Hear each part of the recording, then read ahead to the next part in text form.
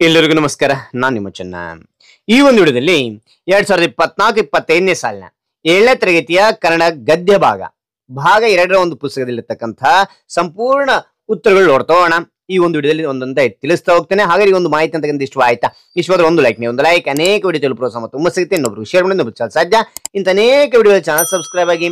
ಹಾಗೆ ಒಂದೊಂದಾಗಿ ತಿಳಿತಾ ಹೋಗೋಣವಾ.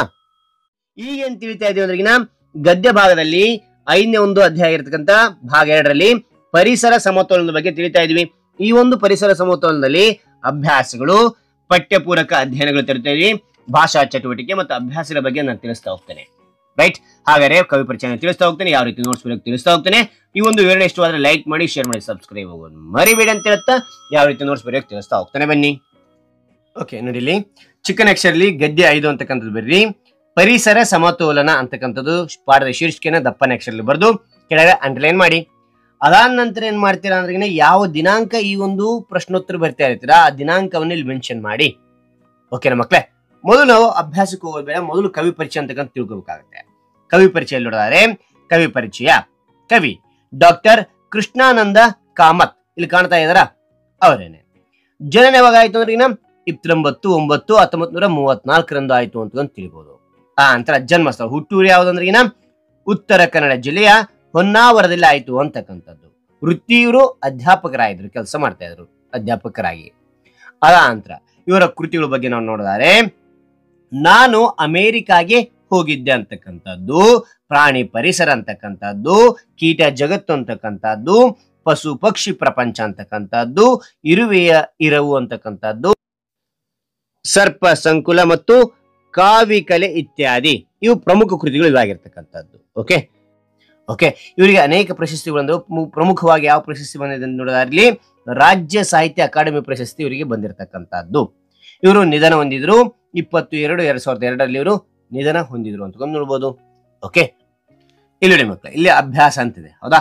ಅಭ್ಯಾಸದಲ್ಲಿ ಮೊದಲನೇದು ಕೊಟ್ಟಿರುವ ಪ್ರಶ್ನೆಗೆ ಒಂದು ವಾಕ್ಯದಲ್ಲಿ ಉತ್ತರಿಸಿ ಅಂತಿದೆ. ಇದು ನೋಡ್ತಾ ಹೋಗೋಣ, ಯಾವ ರೀತಿ ನೋಡ್ಸ್ಬೇಕು ತಿಳಿಸ್ತಾ ಹೋಗ್ತೇನೆ. ನೋಡಿ ಇಲ್ಲಿ ಮಕ್ಕಳೇ, ಕೊಟ್ಟಿರುವ ಪ್ರಶ್ನೆಗಳಿಗೆ ಒಂದು ವಾಕ್ಯದಲ್ಲಿ ಉತ್ತರಿಸಿ ಅಂತಕ್ಕಂಥದ್ದು ಇಲ್ಲಿ ಬರಿದೆ. ಅದಾದ ನಂತರ ಒಂದನೇದು ಪ್ರಶ್ನೆ, ಆನೆ ಎಷ್ಟು ವರ್ಷಕ್ಕೊಮ್ಮೆ ಮರಿ ಹಾಕುತ್ತದೆ ಅಂತಕ್ಕಂಥದ್ದು ಉತ್ತರ. ಆನೆ 5 ವರ್ಷಕ್ಕೊಮ್ಮೆ ಮರಿ ಹಾಕುತ್ತದೆ ಅಂತಕ್ಕಂಥದ್ದು ಉತ್ತರ ಆಗಿರುತ್ತೆ.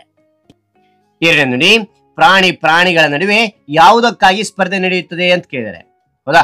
ಉತ್ತರ ಪ್ರಾಣಿಗಳ ನಡುವೆ ಆಹಾರ ಆಚ್ಛಾದನಗಳಿಗಾಗಿ ಸ್ಪರ್ಧೆ ನಡೆಯುತ್ತದೆ ಅಂತಕ್ಕಂಥದ್ದು. ಮೂರನೇ ನೋಡಿ, ಬೀಜ ಪ್ರಸರಣ ಯಾವುದರ ಮೂಲಕ ನಡೆಯುತ್ತದೆ ಅಂತಕ್ಕಂಥದ್ದು ಉತ್ತರ. ಬೀಜ ಪ್ರಸರಣ ಕೀಟ, ವಾಯು, ನೀರು ಮೊದಲಾದವುಗಳ ಮೂಲಕ ನಡೆಯುತ್ತದೆ ಅಂತ ತಿಳಿಬಹುದು. ಅದ ನಂತರ ನಾಲ್ಕನೇ ಪ್ರಶ್ನೆ ನೋಡಿ, ನಾಲ್ಕನೇ ಪ್ರಶ್ನೆ ಕೊಡಿದರಲ್ಲಿ ದಟ್ಟವಾದ ಕಾಡು ಎಲ್ಲಿ ಬೆಳೆಯುತ್ತದೆ ಅಂತ ಕೇಳಿದ್ರೆ ಉತ್ತರ ದಟ್ಟವಾದ ಕಾಡು ವಿಪುಲವಾದ ನೀರು ಆರ್ದ್ರತೆ ಇರುವಲ್ಲಿ ಬೆಳೆಯುತ್ತದೆ ಅಂತಕ್ಕಂಥದ್ದು. ಐದನೇ ನೋಡಿ, ಎಲ್ಲಿ ಬಿದ್ದ ಬೀಜಗಳು ನಾಶವಾಗುತ್ತವೆ ಅಂತ ಕೇಳಿದ್ರೆ ಉತ್ತರ ಮರುಭೂಮಿ, ರಸ್ತೆ, ಕಟ್ಟಡಗಳ ಮೇಲೆ ಬಿದ್ದ ಬೀಜಗಳು ನಾಶವಾಗುತ್ತವೆ ಅಂತಕ್ಕಂಥದ್ದು. ಆರನೇ ನೋಡಿ, ಪ್ರಾಣಿಗಳಲ್ಲಿಯೇ ದೊಡ್ಡ ಪ್ರಾಣಿ ಯಾವುದು ಅಂತ ಕೇಳಿದ್ರೆ ಉತ್ತರ ಪ್ರಾಣಿಗಳಲ್ಲಿಯೇ ದೊಡ್ಡ ಪ್ರಾಣಿ ತಿಮಿಂಗಳ. ಓಕೆ, ತಿಮಿಂಗಳ ಅಂತಕ್ಕಂಥದ್ದು. ಓಕೆನಾ? ಅಭ್ಯಾಸಗಳಲ್ಲಿ ಮೊದಲನೇ ಒಂದು ನೋಡಿದ್ವಿ. ಇವಾಗ ಏನ್ ನೋಡ್ತಾ ಇದೀವಿ ನೋಡೋದ್ರಲ್ಲಿ ಪ್ರಶ್ನೋತ್ತರಗಳನ್ನ ಕೊಟ್ಟಿರುವ ಪ್ರಶ್ನೆಗಳಿಗೆ 2-3 ವಾಕ್ಯಗಳಲ್ಲಿ ಉತ್ತರಿಸಿ ಇವು ನೋಡ್ತಾ ಹೋಗೋಣ. ಓಕೆ, ಇಲ್ಲಿ ನೋಡಿ ಮಕ್ಕಳೇ, ಕೊಟ್ಟಿರುವ ಪ್ರಶ್ನೆಗೆ 2-3 ವಾಕ್ಯಗಳಲ್ಲಿ ಉತ್ತರಿಸಿ ಅಂತ ಕೇಳಿದ್ರೆ ಮೊದಲನೇ ಒಂದು ಪ್ರಶ್ನೆ ನೋಡಿ, ಜಿರಾಫೆ ಹೇಗೆ ಆಹಾರ ಸ್ಪರ್ಧೆಯಲ್ಲಿ ಯಶಸ್ವಿಯಾಗುತ್ತದೆ ಅಂತ ಕೇಳಿದರೆ ಜಿರಾಫೆ ವರ್ಗದಲ್ಲಿ ಅತಿ ಸಂತಾನವಿರುವುದರಿಂದ ಆಹಾರ ಸ್ಪರ್ಧೆ ಅನಿವಾರ್ಯ. ಇವುಗಳಲ್ಲಿ ಉದ್ದ ಕಾಲು, ಗೋಣು ಇದ್ದು ಆಹಾರ ಸ್ಪರ್ಧೆಯಲ್ಲಿ ಆಹಾರ ಪಡೆದು ವಂಶ ಮುಂದುವರಿಯುವುದೆಂದು ಉಳಿದವುಗಳು ಅಳಿದು ಹೋಗುತ್ತವೆ ಎಂದು ನಂಬಿಕೆ ಇದೆ ಅಂತಕ್ಕಂಥದ್ದು. ಎರಡನೇ ನೋಡಿ, ವನ್ಯಜೀವಿ ಸಂರಕ್ಷಣೆಯನ್ನು ಹೇಗೆ ಮಾಡುತ್ತಿದ್ದಾರೆ ನೋಡಿದರೆ ಉತ್ತರ ನೋಡಿ, ವನ್ಯಜೀವಿ ಸಂರಕ್ಷಣೆಗಾಗಿ ಸರ್ಕಾರ ಅನೇಕ ಕಾರ್ಯಕ್ರಮಗಳನ್ನು ಹಮ್ಮಿಕೊಂಡಿದೆ. ಮೊಸಳೆಗಳ ಸಂತತಿಯನ್ನು ಹೆಚ್ಚಿಸಲು ಕರ್ನಾಟಕದ ಬನ್ನೇರುಘಟ್ಟದ ಆಲಯವನ್ನು ಮಾಡಿ ಹೆಚ್ಚಿನ ದಕ್ಷತೆಯಿಂದ ಪಾಲನೆ ಪೋಷಣೆ ಮಾಡುತ್ತಿದ್ದಾರೆ. ವಿಷಕಾರಿ ಹಾವುಗಳನ್ನು ಸಾಕುವ ಕೇಂದ್ರಗಳನ್ನು ಮುಂಬೈ, ಮದ್ರಾಸಿನಲ್ಲಿ ಪ್ರಾರಂಭಿಸಿದ್ದಾರೆ ಅಂತಕ್ಕಂಥದ್ದು. ಓಕೆ, ಮೂರನೇ ಪ್ರಶ್ನೆ ನೋಡ್ತೋಣ. ಮೂರನೇ ನೋಡಿ, ಸರೋವರ, ಕೆರೆ ಮತ್ತು ಹೊಂಡಗಳು ಬೇರೆ ಕೆಲಸಕ್ಕೆ ಬಳಕೆಯಾಗುತ್ತಿವೆ ಏಕೆ ಅಂತ ಕೇಳಿದರೆ ಉತ್ತರ: ಮಾನವನು ವಿಮಾನ, ರೈಲ್ವೆ, ಮೋಟಾರು ನಿಲ್ದಾಣಗಳನ್ನು ಕಟ್ಟುವುದರಿಂದ, ಹೆದ್ದಾರಿಗಳನ್ನು ಮಾಡುವುದರಿಂದ ಬಹಳ ಕಾಲದಿಂದ ಇದ್ದ ಸರೋವರ, ಕೆರೆ, ಹೊಂಡಗಳು ಬೇರೆ ಕೆಲಸಕ್ಕೆ ಬಳಕೆಯಾಗುತ್ತಿದೆ ಅಂತಕ್ಕಂಥದ್ದು. ಓಕೆ, ನಾಲ್ಕನೇ ನೋಡಿ, ಯೋಜನೆ ತಯಾರಿಸುವ ವಿಜ್ಞಾನಿಗಳು ಯಾವ ರೀತಿಯ ಮುನ್ನೆಚ್ಚರಿಕೆ ವಹಿಸಬೇಕು ಅಂತ ಕೇಳಿದರೆ ಓಕೆ, ಇಲ್ಲಿ ಉತ್ತರ: ಮುಂದಿನ ಪೀಳಿಗೆಗಾಗಿ ಇಂದೇ ಯೋಜನೆಯನ್ನು ತಯಾರಿಸುವ ವಿಜ್ಞಾನಿಗಳು ನಿಸರ್ಗದ ಆಗು ಹೋಗುಗಳನ್ನು ವಿವರವಾಗಿ ಅಭ್ಯಸಿಸಿ ಮಾನವನ ಚಟುವಟಿಕೆ ಮಾನವನಿಗೆ ಕಂಟಕ ಪ್ರಾಯವಾಗದಂತೆ ಮುನ್ನೆಚ್ಚರಿಕೆ ವಹಿಸಿ ವಿಧಾಯ ಕ್ರಮವನ್ನು ಕೈಗೊಳ್ಳಬೇಕು ಅಂತಕ್ಕಂಥದ್ದು ಉತ್ತರ. ಓಕೆನಾ? ಓಕೆ ಮಕ್ಕಳೇ, ಇಲ್ಲಿ ನೋಡಿ ಎರಡನೇ ರೋಮನ್ ಅಂಕಿ ಆಯ್ತು. ಈಗ ಎರಡನೇದು ಆಯ್ತು. ಇಲ್ಲಿ ಈ ನೋಡಿ ಕೊಟ್ಟಿರುವ ಪ್ರಶ್ನೆಗೆ 5, 6 ವಾಕ್ಯಗಳಲ್ಲಿ ಉತ್ತರಿಸಿ ಅಂತ ಹೇಳಿದ್ರೆ ಇದು ನೋಡ್ತೋಣ. ಓಕೆ, ಇಲ್ಲಿ ನೋಡಿ ಮಕ್ಕಳೇ, ಈ ಕೊಟ್ಟಿರುವ ಪ್ರಶ್ನೆಗೆ 5, 6 ವಾಕ್ಯಗಳಲ್ಲಿ ಉತ್ತರಿಸಿ ಅಂತಿದೆ. ಹೌದಾ? ಮೊದಲನೇ ಒಂದು ಪ್ರಶ್ನೆ ನೋಡಿ, ಮೊಸಳೆ ಹಾವುಗಳ ಸಂರಕ್ಷಣಾ ಕ್ರಮವನ್ನು ತಿಳಿಸಿ ಅಂತ ಹೇಳಿದ್ರೆ ಓಕೆ, ಇಲ್ಲಿ ಉತ್ತರ ನೋಡಿದರೆ ಮೊಸಳೆಗಳ ಚರ್ಮಕ್ಕೆ ಪಾಶ್ಚಾತ್ಯ ಮಹಿಳೆಯರು ಮನಸೂತಿದ್ದಾರೆ. ಈ ಕಾರಣಕ್ಕಾಗಿ ಮೊಸಳೆಗಳನ್ನು ಅತಿಯಾಗಿ ಬೇಟೆಯಾಡುತ್ತಿದ್ದಾರೆ. ಹಾಗಾಗಿ ಮೊಸಳೆಗಳನ್ನು ಹೆಚ್ಚಿನ ದಕ್ಷತೆಯಿಂದ ಪಾಲನೆ ಮತ್ತು ಪೋಷಣೆ ಮಾಡಲು ಕರ್ನಾಟಕದ ಬನ್ನೇರುಘಟ್ಟದಲ್ಲಿ ಆಲಯವನ್ನು ನಿರ್ಮಿಸಿ ಇವುಗಳ ಸಂತತಿಯನ್ನು ಹೆಚ್ಚಿಸಲಾಗುತ್ತಿದೆ. ಜನರು ಇದೇ ರೀತಿ ಹಾವುಗಳನ್ನು ಆಜನ್ಮ ವೈರಿಗಳಂತೆ ಭಾವಿಸಿ ಸಿಕ್ಕಲ್ಲಿ ಕೊಂದು ಹಾಕುತ್ತಿದ್ದಾರೆ. ಇದರಿಂದ ಕೆಲವು ಜಾತಿಯ ಹಾವುಗಳು ಇಂದು ನಶಿಸಿ ಹೋಗಿದ್ದರಿಂದ ಮುಂಬೈ ಮತ್ತು ಮದ್ರಾಸಿನಲ್ಲಿ ವಿಷಕಾರಿ ಹಾವುಗಳನ್ನು ಸಾಕುವ ಕೇಂದ್ರಗಳನ್ನು ಪ್ರಾರಂಭಿಸಲಾಗಿದೆ ಅಂತಕ್ಕಂಥದ್ದು. ಓಕೆ, ಎರಡನೇ ನೋಡಿ, ಕಾಡನ್ನು ನಾಶ ಮಾಡುವುದರಿಂದ ಆಗುವ ದುಷ್ಪರಿಣಾಮಗಳೇನು ಅಂತ ಕೇಳಿದ್ರೆ ಉತ್ತರ: ಕಾಡನ್ನು ನಾಶ ಮಾಡುವುದರಿಂದ ಆಗುವ ದುಷ್ಪರಿಣಾಮಗಳಂತ ಬರ್ದು ಇಲ್ಲಿ ಪಾಯಿಂಟ್ ವೈಸ್ ನಿಮಗೆ ತಿಳಿಸ್ತಾ ಹೋಗಿದ್ದೀನಿ. ವನ್ಯಜೀವಿಗಳಿಗೆ ಆಶ್ರಯ ಆಹಾರವಿಲ್ಲದಂತಾಗುತ್ತದೆ, ಮಳೆ ಬರದೆ ಬೆಳೆಗಳು ನಾಶವಾಗುತ್ತವೆ, ವಾತಾವರಣದಲ್ಲಿ ಇಂಗಾಲದ ಡೈಆಕ್ಸೈಡ್ ಪ್ರಮಾಣ ಹೆಚ್ಚಾಗುತ್ತದೆ, ಭೂಸವಕಳಿ ಉಂಟಾಗುತ್ತದೆ, ಭೂಮಿಯ ತಾಪಮಾನ ಹೆಚ್ಚಾಗುತ್ತದೆ, ಪರಿಸರದಲ್ಲಿ ಅಸಮತೋಲನ ಉಂಟಾಗುತ್ತದೆ ಅಂತಕ್ಕಂಥದ್ದು ಎಲ್ಲ ಪಾಯಿಂಟ್ಗಳನ್ನ ಬರಿತಾ ಹೋಗಿ ಮಕ್ಕಳೇ. ಓಕೆ, ನಾವು ಈ ನೋಡಿದ್ವಿ.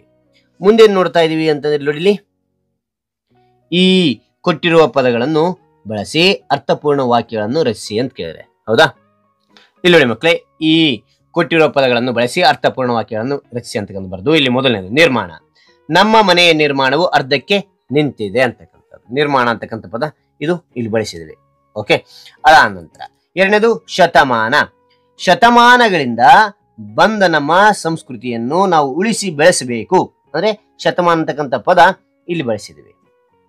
ಓಕೆ, ಆ ನಂತರ ಮೂರನೇದು ಮನಸೋಲು. ಅಂದ್ರೆ ನಾನು ಬೆಟ್ಟ ಗುಡ್ಡಗಳ ಹಚ್ಚ ಹಸಿರಿನ ಗಿಡ ಮರಗಳನ್ನು ನೋಡಿ ನನ್ನ ಮನ ಸೋಲುತ್ತದೆ ಅಂತಕ್ಕಂಥದ್ದು. ಮನಸೋಲು ಅಂತಕ್ಕಂಥ ಇಲ್ಲಿ ಬಳಸಿದ್ವಿ, ನನ್ನ ಮನ ಸೋಲುತ್ತದೆ ಅಂತಕ್ಕಂಥದ್ದು. ಓಕೆ, ನಾಲ್ಕನೇದು ಕೊನೆಯದು ನೋಡಿ, ಹಿಂಬಾಲಿಸು ಅಂತಕ್ಕಂಥದ್ದು. ಅಂದ್ರೆ ಕರು ಹಸುವನ್ನು ಹಿಂಬಾಲಿಸುತ್ತದೆ. ನೋಡಿ ಈ ಪದನ ಇಲ್ಲಿ ಬಳಸಿದಿರಿ. Okay, right. ಮುಂದಿನ ನೋಡ್ತೋಣ. ಇಲ್ಲಿ ನೋಡಿ ಮಕ್ಕಳೇ, ಈ ಇದೆ, ಇದು ನೋಡಿದ್ವಿ. ಆ ನಂತರ ಭಾಷಾ ಚಟುವಟಿಕೆ ನೋಡ್ತೋಣ. ಕೆಳಗಿನ ಗಾದೆ ಮಾತುಗಳನ್ನು ಅರ್ಥಪೂರ್ಣಗೊಳಿಸಿ ಅಂತ ಕೇಳಿದ್ರೆ ಇದು ನೋಡ್ತೋಣ.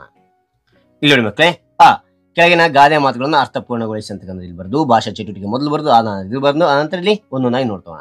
ದೂರದ ಬೆಟ್ಟ ನುಣ್ಣಗೆ. ಓಕೆ, ಹಿತ್ತಲ ಗಿಡ ಮದ್ದಲ್ಲ. ಮೂರನೇದು ಉಪ್ಪಿಗಿಂತ ರುಚಿ ಇಲ್ಲ, ತಾಯಿಗಿಂತ ಬಂಧುವಿಲ್ಲ. ಓಕೆ, ಆ ನಂತರ ನಾಲ್ಕನೇದು ಕೂತು ಉಣ್ಣುವವನಿಗೆ ಕುಡಿಕೆ ಹೊನ್ನು ಸಾಲದು. ಓಕೆ, ಆ ನಂತರ ನೋಡಿ ಐದನೇದು ಹಸು ಕಪ್ಪಾದರೆ ಹಾಲು ಕಪ್ಪೆ. ಓಕೆ ಮಕ್ಕಳೇ, ಮುಂದೆ ನೋಡ್ತೋಣ. ಇಲ್ಲಿ ನಾವು ಗಾದೆ ಮಾತು ನೋಡಿದ್ವಿ. ಆ ನಂತರ ಇಲ್ಲಿ ಕೊಟ್ಟಿದ್ದಾರೆ, ಕೊಟ್ಟಿದ್ದಾರೆ. ಇದು ಯಾವ ರೀತಿ ಬರೆಯುವಾಗ ನಾನು ತಿಳಿಸ್ತಾ ಹೋಗ್ತೇನೆ ನೋಡಿ. ಆ ಪ್ರಾಣಿಗಳ ಹೆಸರುಗಳನ್ನು ಆವರಣದಲ್ಲಿ ನೀಡಲಾಗಿದೆ. ಇವುಗಳಲ್ಲಿ ಸಸ್ಯಾಹಾರಿ ಪ್ರಾಣಿಗಳು, ಮಾಂಸಾಹಾರಿ ಪ್ರಾಣಿಗಳು ಹಾಗೂ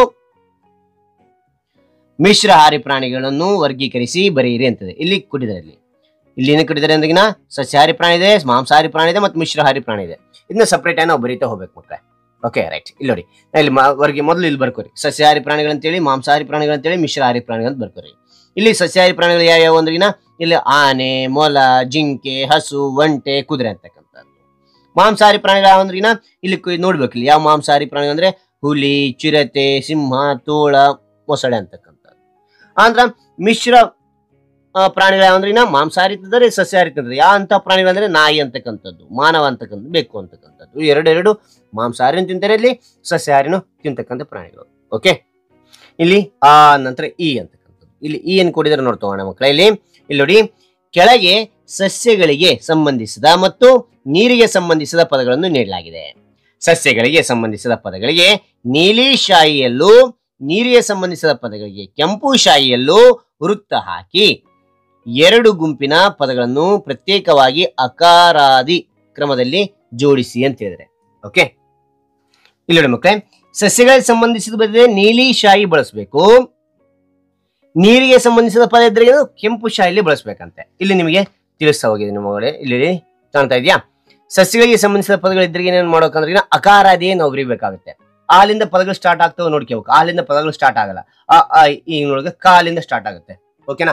ಆಲಿಂದ ಳವರೆಗೆ ಬರ್ತಕ್ಕಂಥ ಕ್ರಮವಾಗಿ ನೋಡ್ತಾ ಹೋಗ್ಬೇಕು. ಓಕೆ, ಇಲ್ಲಿ ನೋಡಿ, ಅಲ್ಲೇನೇ ಅಂದ್ರಿನ ಸಸ್ಯಗೆ ಸಂಬಂಧಿಸಿದ ಪದಗಳು ಅಕಾರದಲ್ಲಿ ನೋಡಿದರೆ ಕಾಂಡ, ಕೊಂಬೆ, ಗರಿಕೆ, ಚಿಗುರು, ತಳಿರು, ತೆಂಗು, ಪತ್ರೆ, ಬಳ್ಳಿ, ಬೇರು, ಭತ್ತ, ಮಲ್ಲಿಗೆ, ರಂಬೆ, ಹೊಲ, ಸೊಪ್ಪು ಅಂತಕ್ಕಂಥದ್ದು. ನೀರಿಗೆ ಸಂಬಂಧಿಸಿದ ಪದಗಳು ಅಕಾರಾದಿ ಅಂತ ನೋಡಿದಾರೆ. ಇಲ್ಲಿ ಯಾವ್ಯಾವ ನೋಡಿದಾರೆ? ಇಲ್ಲಿ ಅಕಾರ ಇದು ಕೂಡ ಬರ್ತೀನಿ. ಅಲ್ಲಿ ಆಣೆಕಟ್ಟು ಆಲಿಂದ ಸ್ಟಾರ್ಟ್ ಆಗ್ತಕ್ಕಂಥ ಪದಗಳು. ಅದಂತರ ಆ ಇಲ್ಲ, ಅದಂತರ ಸ್ಟೆಪ್ ವೈಸ್ ಬರ್ತಾ ಹೋಗ್ಬೇಕು. ಕಾ ಇದೆ, ಕಡಲು, ಕಣಿವೆ, ಕೊಳ, ಗದ್ದೆ, ಜಲಪಾತ, ನದಿ, ನಲ್ಲಿ, ಪ್ರವಾಹ, ಬಾವಿ, ಸರೋವರ, ಹಳ್ಳ, ಹೊಳೆ, ಹೊಂಡ ಅಂತಕ್ಕಂಥದ್ದು. ಓಕೆನಾ? ಕೊನೆಗೆ ಇಲ್ಲಿ ಅಭ್ಯಾಸ ಇದೆ. ಕೆಳಗಿನ ವಾಕ್ಯಗಳಲ್ಲಿ ಸಂಧಿಯಾಗಿರುವ ಪದಗಳನ್ನು ಗುರುತಿಸಿ ಸಂಧಿ ಹೆಸರು ತಿಳಿಸಿ ಅಂತ ಹೇಳಿದೆ. ಓಕೆನಾ? ಇಲ್ಲಿ ನೋಡಿ, ಇಲ್ಲಿ ಅಭ್ಯಾಸ ಅಂತಿದೆ. ಕೆಳಗಿನ ವಾಕ್ಯಗಳಲ್ಲಿ ಸಂಧಿಯಾಗಿರುವ ಪದಗಳನ್ನು ಗುರುತಿಸಿ ಸಂಧಿ ಹೆಸರು ತಿಳಿಸಿ ಅಂತ ಹೇಳಿದೆ. ಹೌದಾ? ಮೊದಲನೇದು, ಹಾಸಿಗೆ ಇದ್ದಷ್ಟು ಕಾಲು ಚಾಚು ಅಂತಿದೆ. ಹಾಸಿಗೆ ಇದ್ದಷ್ಟು ನಾವು ಬಿಡಿಸಿದಾಗ ಹಾಸಿಗೆ ಪ್ಲಸ್ ಇದ್ದಷ್ಟು ಇದು ಯಕಾರ ಆಗಮ ಸಂಧಿ ಅಂತಕ್ಕಂಥದ್ದಾಗುತ್ತೆ. ಆನಂತರ ಇಲ್ಲಿ ಕಾಲವನ್ನು ತೆಗೆದುಕೊಂಡು, ಕಾಲವನ್ನು ಅಂದ್ರೆ ಕಾಲು ಪ್ಲಸ್ ಅನ್ನು ಕಾಲನ್ನು ಅಂತ ಆಗುತ್ತೆ. ಅದು ಲೋಪ ಸಂಧಿ ಆಗಿರ್ತಕ್ಕಂಥದ್ದು. ಇಲ್ಲಿ ಎರಡನೇದು, ದೇವನೊಲಿದಾತನೇ ಜಾತ ಸರ್ವಜ್ಞ ಅಂತಿದೆ. ದೇವನೊಲಿದಾತನೇ ಅದು ಸಂಧಿ ಮಾಡ್ಲಿಕ್ಕೆ ಬರುತ್ತೆ. ದೇವನೊಲಿದಾತನೇ ಅಂದ್ರೆ ದೇವನು ಪ್ಲಸ್ ಒಲಿದಾತನೇ ಅಂತಕ್ಕಂಥದ್ದು. ಇದು ಲೋಪ ಸಂಧಿ ಆಗಿರುತ್ತೆ. ಓಕೆ, ನಂತರ ಮೂರನೇ ಗಡಿ, ಬಾಯಿ ಇದ್ದವರು ಬರದಲ್ಲೂ ಬದುಕಿದರು ಅಂತಕ್ಕಂಥದ್ದು. ಅಂದ್ರೆಗಿನ ಬಾಯಿ ಇದ್ದವರು ಅಂತ ಸಂಧಿ ಮಾಡ್ಲಿಕ್ಕೆ ಬರುತ್ತೆ. ಬಾಯಿ ಪ್ಲಸ್ ಇದ್ದವರು ಇದು ಲೋಪ ಸಂಧಿ ಅಂತಕ್ಕಂಥ ಆಗುತ್ತೆ. ಓಕೆನಾ ಮಕ್ಕಳೇ? ಹಾಗಾದ್ರೆ ಈ ಒಂದು ವಿವರಣೆ ಅಂತಕ್ಕಂಥ ಇಷ್ಟ ಆಯ್ತಾ? ಇಷ್ಟವಾದ್ರೆ ಒಂದು ಲೈಕ್ ಅನೇಕ ವಿಡಿಯೋ ತಲುಪುವ ಸಮ ತುಂಬ ಸಿಗುತ್ತೆ. ಇನ್ನೊಬ್ರಿಗೆ ಶೇರ್ ಮಾಡಿ, ಇನ್ನೊಬ್ರು ಚಲ ಸಾಧ್ಯ ಅಂತ ಅನೇಕ ವಿಡಿಯೋ ಚಾನಲ್ ಸಬ್ಸ್ಕ್ರೈಬ್ ಆಗಿ ಮತ್ತೊಂದು ಹೊಸ ವಿಷಯದೊಂದಿಗೆ ಮತ್ತೊಂದು ಹೊಸ ವಿಡಿಯೋ ಭೇಟಿ ಆಗ್ತೇನೆ. Thank you for watching. Bye. ಹಾಗಾದ್ರೆ ಈ ಒಂದು ವಿಡಿಯೋದಲ್ಲಿ 6ನೇ ಒಂದು ಅಧ್ಯಾಯ ಆಗಿರ್ತಕ್ಕಂಥ ಚಗಳಿ ಇರುವೆಯಲ್ಲಿರ್ತಕ್ಕಂತಹ ಅಭ್ಯಾಸದ ಬಗ್ಗೆ ನಾವು ತಿಳಿತಾ ಹೋಗೋಣ. ಕವಿ ಪರಿಚಯದ ಬಗ್ಗೆ ತಿಳಿತಾ ಹೋಗೋಣ. ಭಾಷಾ ಚಟುವಟಿಕೆ ಎಲ್ಲನೂ ತಿಳಿಸ್ತಾ ಹೋಗ್ತೇನೆ. ರೈಟ್? ಹಾಗಾದ್ರೆ ಈ ಒಂದು ವಿವರಣೆ ಅಂತಕ್ಕಂಥ ಇಷ್ಟವಾದ್ರೆ ಒಂದು ಲೈಕ್ ಅನೇಕ ವಿಡಿಯೋ ತಲುಪುವ ಸಮ ತುಂಬ ಸಿಗುತ್ತೆ. ಇನ್ನೊಬ್ರಿಗೆ ಶೇರ್ ಮಾಡಿ, ಇನ್ನೊಬ್ರು ಸಾಧ್ಯ ಇಂಥ ಅನೇಕ ವಿಡಿಯೋ ಚಾನಲ್ ಸಬ್ಸ್ಕ್ರೈಬ್ ಆಗಿ. ಹಾಗೆ 6ನೇ ತರಗತಿ ಸಂಬಂಧಪಟ್ಟಿರ್ತಕ್ಕಂತಹ ಕನ್ನಡ ಮತ್ತು ಸಮಾಜ ವಿಜ್ಞಾನಕ್ಕೆ ಸಂಬಂಧಪಟ್ಟ ವಿಡಿಯೋ ತಿಳಿದೀನಿ. ಲಿಂಕ್ ಡಿಸ್ಕ್ರಿಪ್ಷನ್ ಇರ್ತೀನಿ, ಅಲ್ಲಿ ಕ್ಲಿಕ್ ಮಾಡಿ ನೋಡಬಹುದು ಅಂತ ಹೇಳ್ತಾ ಹಾರೆ ಈ ಒಂದೊಂದಾಗಿ ತಿಳಿತಾ ಹೋಗೋಣ. ನೋಟ್ಸ್ ಯಾವ ರೀತಿ ಬರೆಯೋಕೆ ತಿಳಿಸ್ತಾ ಹೋಗ್ತಾನೆ, ಬನ್ನಿ. ಇಲ್ಲಿ ಮೊದಲನೇದಾಗಿ ಏನ್ ಕೊಟ್ಟಿದ್ದಾರೆ ಅಂದ್ರೆ ಅಭ್ಯಾಸ ಕೊಟ್ಟಿದ್ದಾರೆ. ಅಭ್ಯಾಸ ಕೊಡೋದು ಮುಂಚೆ ನಾವೇನ್ ಮಾಡ್ಬೇಕಂದ್ರೆ ಕವಿ ಕೃತಿ ಪರಿಚಯ ಅಂತಕ್ಕಂಥದ್ದು, ಕವಿಕಾರರ ಪರಿಚಯ ಅಂತಕ್ಕಂಥದ್ದು ಬರೀತಾ ಹೋಗ್ಬೇಕು. ಯಾವ ರೀತಿ ಚಿಕ್ಕದಾಗಿ ಬರೀಬೇಕು ತಿಳಿಸ್ತಾ ಹೋಗ್ತೇನೆ. ಇಲ್ಲಿ ಮಕ್ಕಳೇ, ಚಿಕ್ಕನ ಅಕ್ಷರದಲ್ಲಿ ಗದ್ಯ ಭಾಗ 2 ಅಂತಕ್ಕಂಥದ್ದು ಬರೀತೀವಿ. ಅದಾದ ನಂತರ ಏನ್ ಮಾಡ್ತೀರಾ ಅಂದ್ರೆ ಚಗಳಿ ಇರುವೆ ಅಂತಕ್ಕಂಥ ದಪ್ಪನ ಅಕ್ಷರದಲ್ಲಿ ಬರೆದು ಕೆಳಗಡೆ ಅಂಡರ್ಲೈನ್ ಮಾಡಿ. ಓಕೆ, ಅದಾದ ನಂತರ ಏನ್ ಮಾಡ್ತೀರಾ ಅಂತಂದ್ರೆ ಈ ಒಂದು ಪಾಠ ಇವತ್ತು ಬರ್ತಾ ಇರ್ತಾರ ಆ ದಿನಾಂಕವನ್ನು ಇಲ್ಲಿ ಮೆನ್ಷನ್ ಮಾಡಿ. ಓಕೆ, ಮೊದಲು ಕವಿ ಪರಿಚಯ ಅಂತಕ್ಕಂಥದ್ದು ಬರ್ರಿ. ಆ ನಂತರ ಒಂದೊಂದಾಗಿ ತಿಳಿಸ್ತಾ ಹೋಗ್ತೀನಿ ನೋಡಿ ಶಾರ್ಟ್ ಆಗಿ. ಕವಿ ಯಾರಂದ್ರೆ ಪೂರ್ಣಚಂದ್ರ ತೇಜಸ್ವಿ, ಇಲ್ಲಿ ಕಾಣ್ತಾ ಇದ್ರ ಅವರೇನೆ.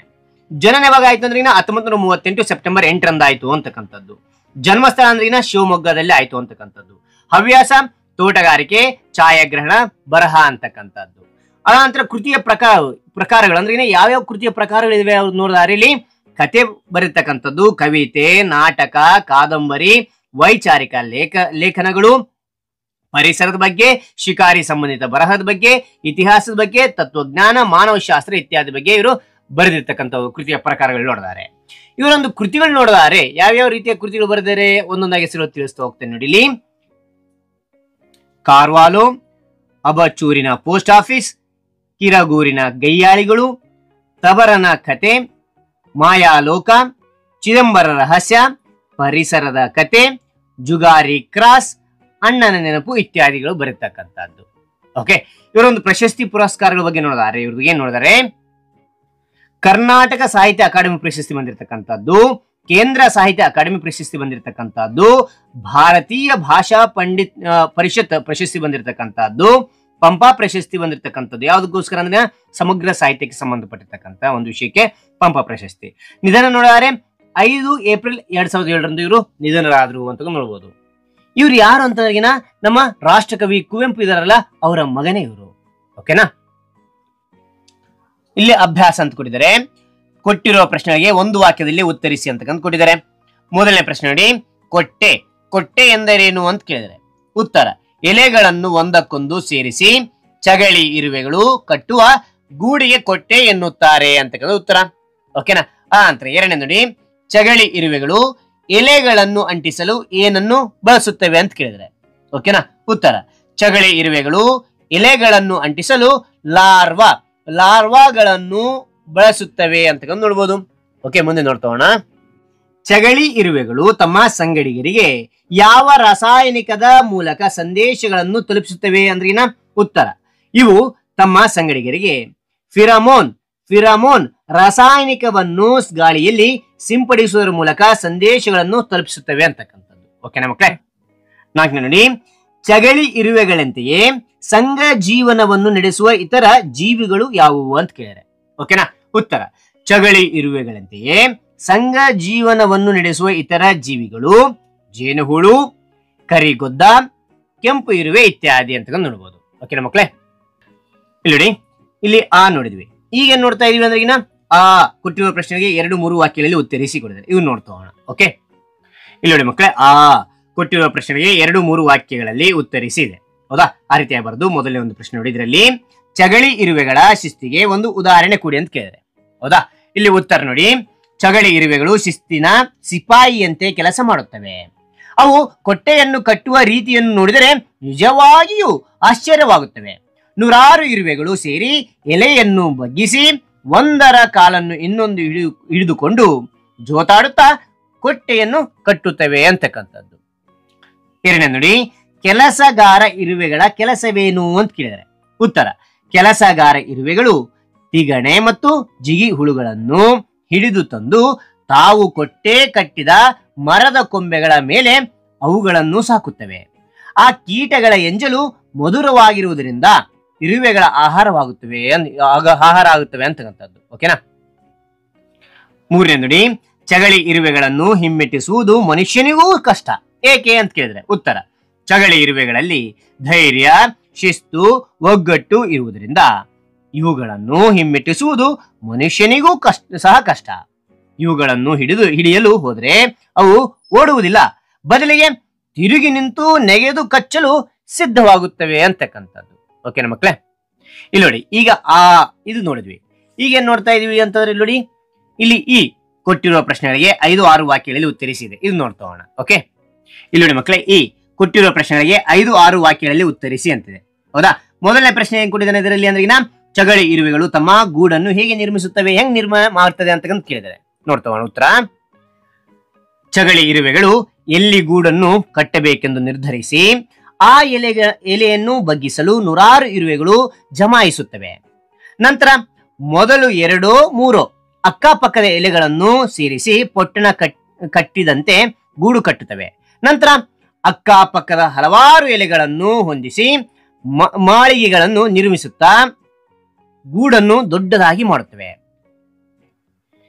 ಇವುಗಳ ಸಂಖ್ಯೆ ಹೆಚ್ಚಾದಂತೆ ಅದೇ ಮರದ ಉಪಕೊಂಬೆಗಳನ್ನು ಕಟ್ಟುತ್ತವೆ. 100 ಇರುವೆಗಳು ಸೇರಿ ತಮಗಿಂತ 100 ಪಟ್ಟು ದೊಡ್ಡದಾಗಿರುವ ಎಲೆಗಳನ್ನು ಬಗ್ಗಿಸಿ ದಾರದಿಂದ ಅಂಚನ್ನು ಹೊಲಿಯುವಂತೆ ಕಾರುವಕ್ಕಾಗಿ ಕೆಲಸ ಮಾಡುತ್ತವೆ. ಒಂದರ ಕಾಲನ್ನು ಇನ್ನೊಂದು ಹಿಡಿದುಕೊಂಡು ಜೋತಾಡುತ್ತಾ ಶಿಸ್ತಿನ ಸಿಪಾಯಿಯಂತೆ ಕೆಲಸ ಮಾಡುತ್ತಾ ಗೂಡನ್ನು ಕಟ್ಟುತ್ತವೆ ಅಂತಕ್ಕಂಥದ್ದು. ಓಕೆ ಮಕ್ಕಳೇ, ಏಳನೇ ನೋಡಿ, ಚಗಳಿ ಇರುವೆಗಳು ಉಪಕಾರಿಗಳೂ ಹೌದು ಉಪದ್ರವಕಾರಿಗಳೂ ಹೌದು.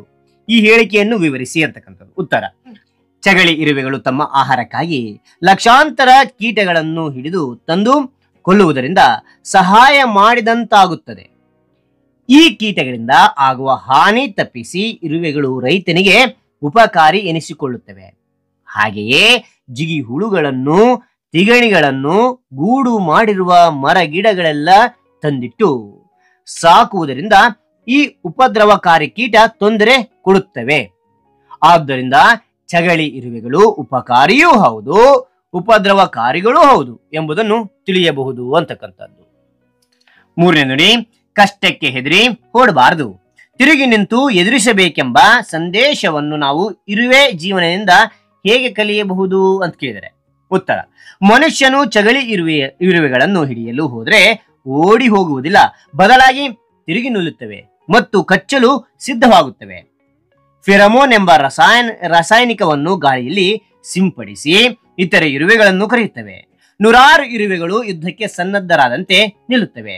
ಇದರಿಂದ ನಾವು ಸಹ ಶಿಸ್ತು, ಧೈರ್ಯ, ಒಗ್ಗಟ್ಟಿನ ಬಲವಿದ್ದರೆ ಯಾವುದೇ ಕಷ್ಟ ಬಂದರೂ ಎದುರಿಸಿ ನಿಲ್ಲಬಹುದು ಎಂಬ ಸಂದೇಶವನ್ನು ನಾವು ಇರುವೆ ಜೀವನದಿಂದ ಕಲಿಯಬಹುದು ಅಂತಕ್ಕಂಥ ನೋಡಬಹುದು ಮಕ್ಕಳೇ. ಓಕೆ, ಇಲ್ಲಿ ಈ ಅಂತಕ್ಕಂಥದ್ದು ಮುಗೀತು. 5-6 ವಾಕ್ಯ ಉತ್ತರಿಸಿ ಮುಗೀತು. ಅದಾದ ನಂತರ ಏನ್ ಮಾಡ್ತೀರಾ ಅಂತಂದ್ರೆಗಿನ ಇಲ್ಲಿ ಈ ಖಾಲಿ ಜಾಗವನ್ನು ಸೂಕ್ತ ಪದಗಳಿಂದ ಭರ್ತಿ ಮಾಡಿ ಇದು ಬರಿತಾ ಹೋಗಿ ಮಕ್ಕಳೇ. ಓಕೆ, ಇದರಲ್ಲಿ ಬಿಟ್ಟ ಸ್ಥಳದಲ್ಲಿ ಒಂದೇ ನೋಡಿ, ಚಗಳಿ ಇರುವೆಗಳಿಗೆ ಮೂಲ ಡ್ಯಾಶ್ ಇರುವೆ. ಇರುವೆ? ರಾಣಿ ಇರುವೆ ಅಂತಕ್ಕಂಥದ್ದು. ಎರಡನೇದು, ದನ ಸಾಕುವ ಗೋಪಾಲಕರನ್ನು ಹೋಲುವ ಇರುವೆಗಳು. ಗೋಪಾಲಕರನ್ನು ಹೋಲ್ತಕ್ಕಂಥ ಇರುವೆಗಳು ಯಾವುವು ಅಂದ್ರಿನ ಕೆಲಸಗಾರ ಇರುವೆಗಳು ಅಂತಕ್ಕಂಥದ್ದು. ಕೆಲಸಗಾರ ಇರುವೆಗಳು ಅಂತಕ್ಕಂಥದ್ದು. ಓಕೆ, ಮೂರನೇ ನೋಡಿ, ಚಗಳಿ ಇರುವೆಗಳ ಗೂಡನ್ನು ಡ್ಯಾಶ್ ಎಂದು ಕರೆಯುತ್ತೇವೆ. ಏನಂತ ಕರಿತೇವೆ ಅಂದ್ರಿಗಿನ ಕೊಟ್ಟೆ. ಮೊದಲನೇ ಒಂದು ಪ್ರಶ್ನೆ ಇದಕ್ಕೆ ಇರ್ತಕ್ಕಂಥದ್ದು, ಕೊಟ್ಟೆ ಎಂದರೆ ಅಂತ ಕೊಟ್ಟಿದ್ದಾರೆ. ಹೌದಾ, ಕೊಟ್ಟೆ ಅಂತಕ್ಕಂಥ. ನಾಲ್ಕನೇದು, ಒಂದು ಚಗಳಿ ಇರುವೆ ಗೂಡಿನಲ್ಲಿ ಸುಮಾರು ಡ್ಯಾಶ್ ಇರುವೆಗಳು ಇರುತ್ತವೆ. ಒಂದು ಚಗಳಿ ಇರುವೆ ಗೂಡಿನಲ್ಲಿ ಎಷ್ಟಿರ್ತವೆ ಅಂದ್ರೆ ಅಂದಾಜಿನಿಂದ 5 ರಿಂದ 10 ಲಕ್ಷ ಇರುವೆಗಳು ಇರುತ್ತವೆ ಅಂತಕ್ಕಂಥದ್ದು. ಓಕೆ, ಐದನೇ ನೋಡಿ, ಇರುವೆಗಳಿಂದ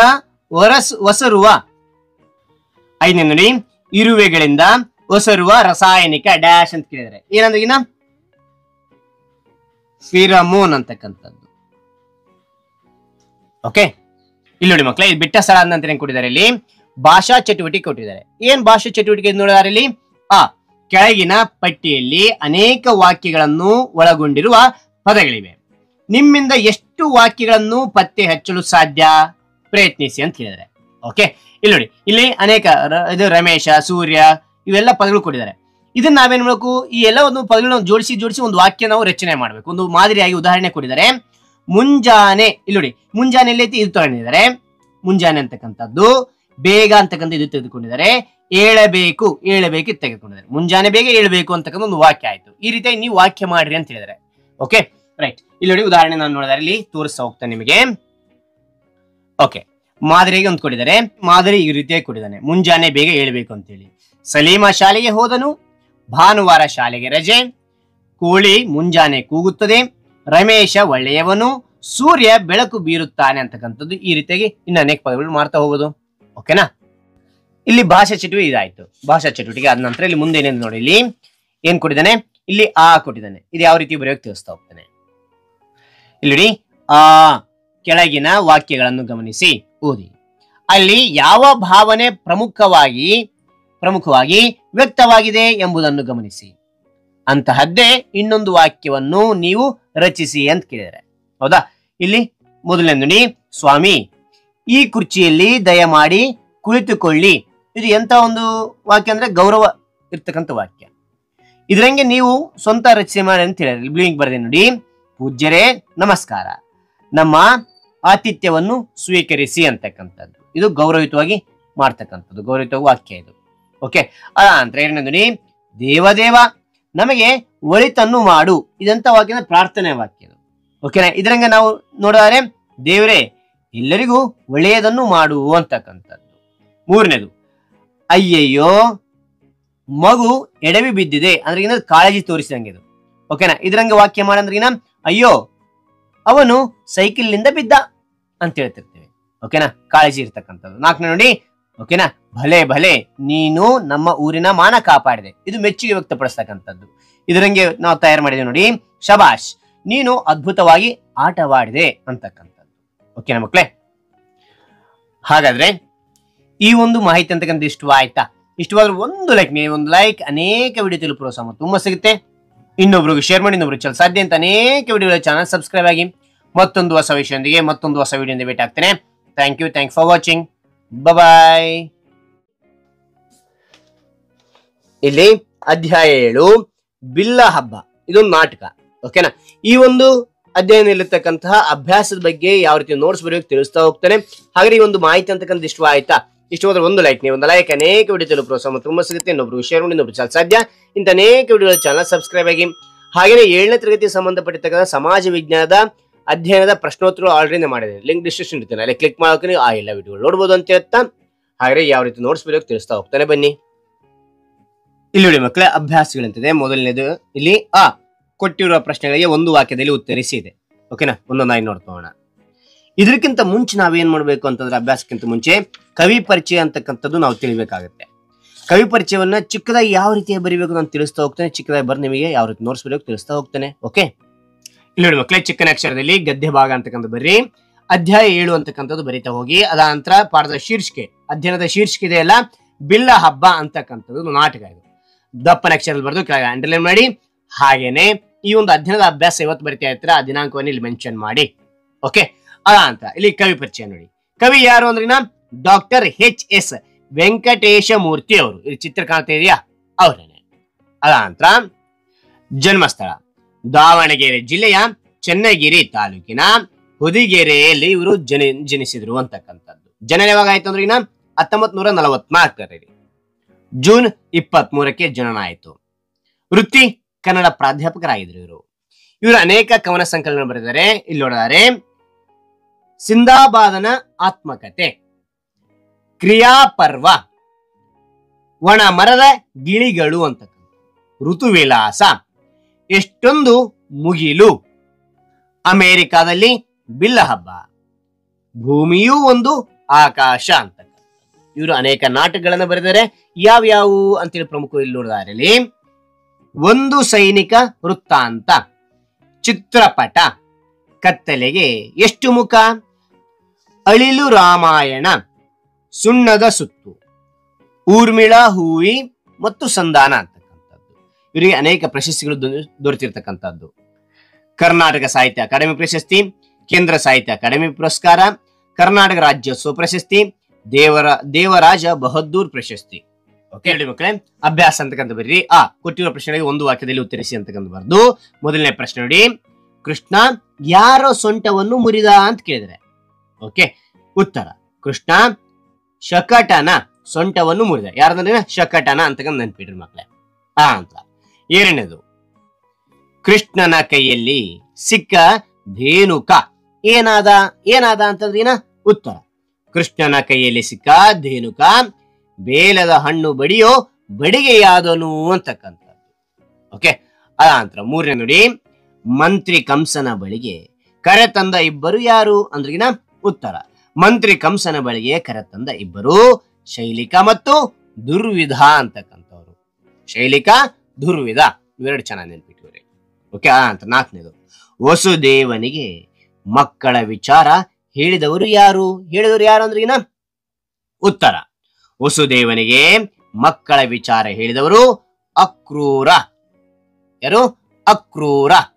ಓಕೆ, ಅಂತ ಐದನೇ, ವಸುದೇವ ಹೇಳುವಂತೆ ರಾಜಕಾರ್ಯ ಹೇಗಿರುತ್ತದೆ ಅಂದ್ರಿನ. ಉತ್ತರ ವಸುದೇವ ಹೇಳುವಂತೆ ರಾಜಕಾರ್ಯ 10 ಜನರ ಮಧ್ಯೆ ಕೂತಾಗ, ಜೋಲಿ ಏಕಾಂಗಿಯಾಗಿದ್ದಾಗ ಒತ್ತಿದರೂ ಮುಚ್ಚದ ರೆಪ್ಪೆಯಂತಿರುತ್ತದೆ ಅಂತಕ್ಕಂಥದ್ದು. ಓಕೆ, ಅಂತ 6ನೇ ಪ್ರಶ್ನೆ ನೋಡಿ. ನಂದ ಯಾರೆಂದು ಕಂಸ ಹೇಳುತ್ತಾನೆ? ಉತ್ತರ ನೋಡಿ.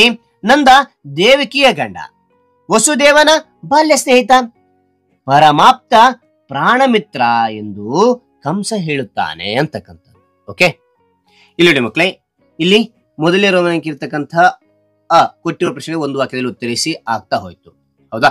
ಹಾಗೆ ಈಗ ಏನ್ ಮಾಡ್ತಾ ಇದೀವಿ ಅಂದ್ರೆ, ಎರಡನೇದಲ್ಲಿ ಇದೆ, ಕೊಟ್ಟಿರೋ ಪ್ರಶ್ನೆ 2 ಅಥವಾ 3 ವಾಕ್ಯಗಳಲ್ಲಿ ಉತ್ತರಿಸಿದೆ. ಇದು ನೋಡ್ತೋಣ.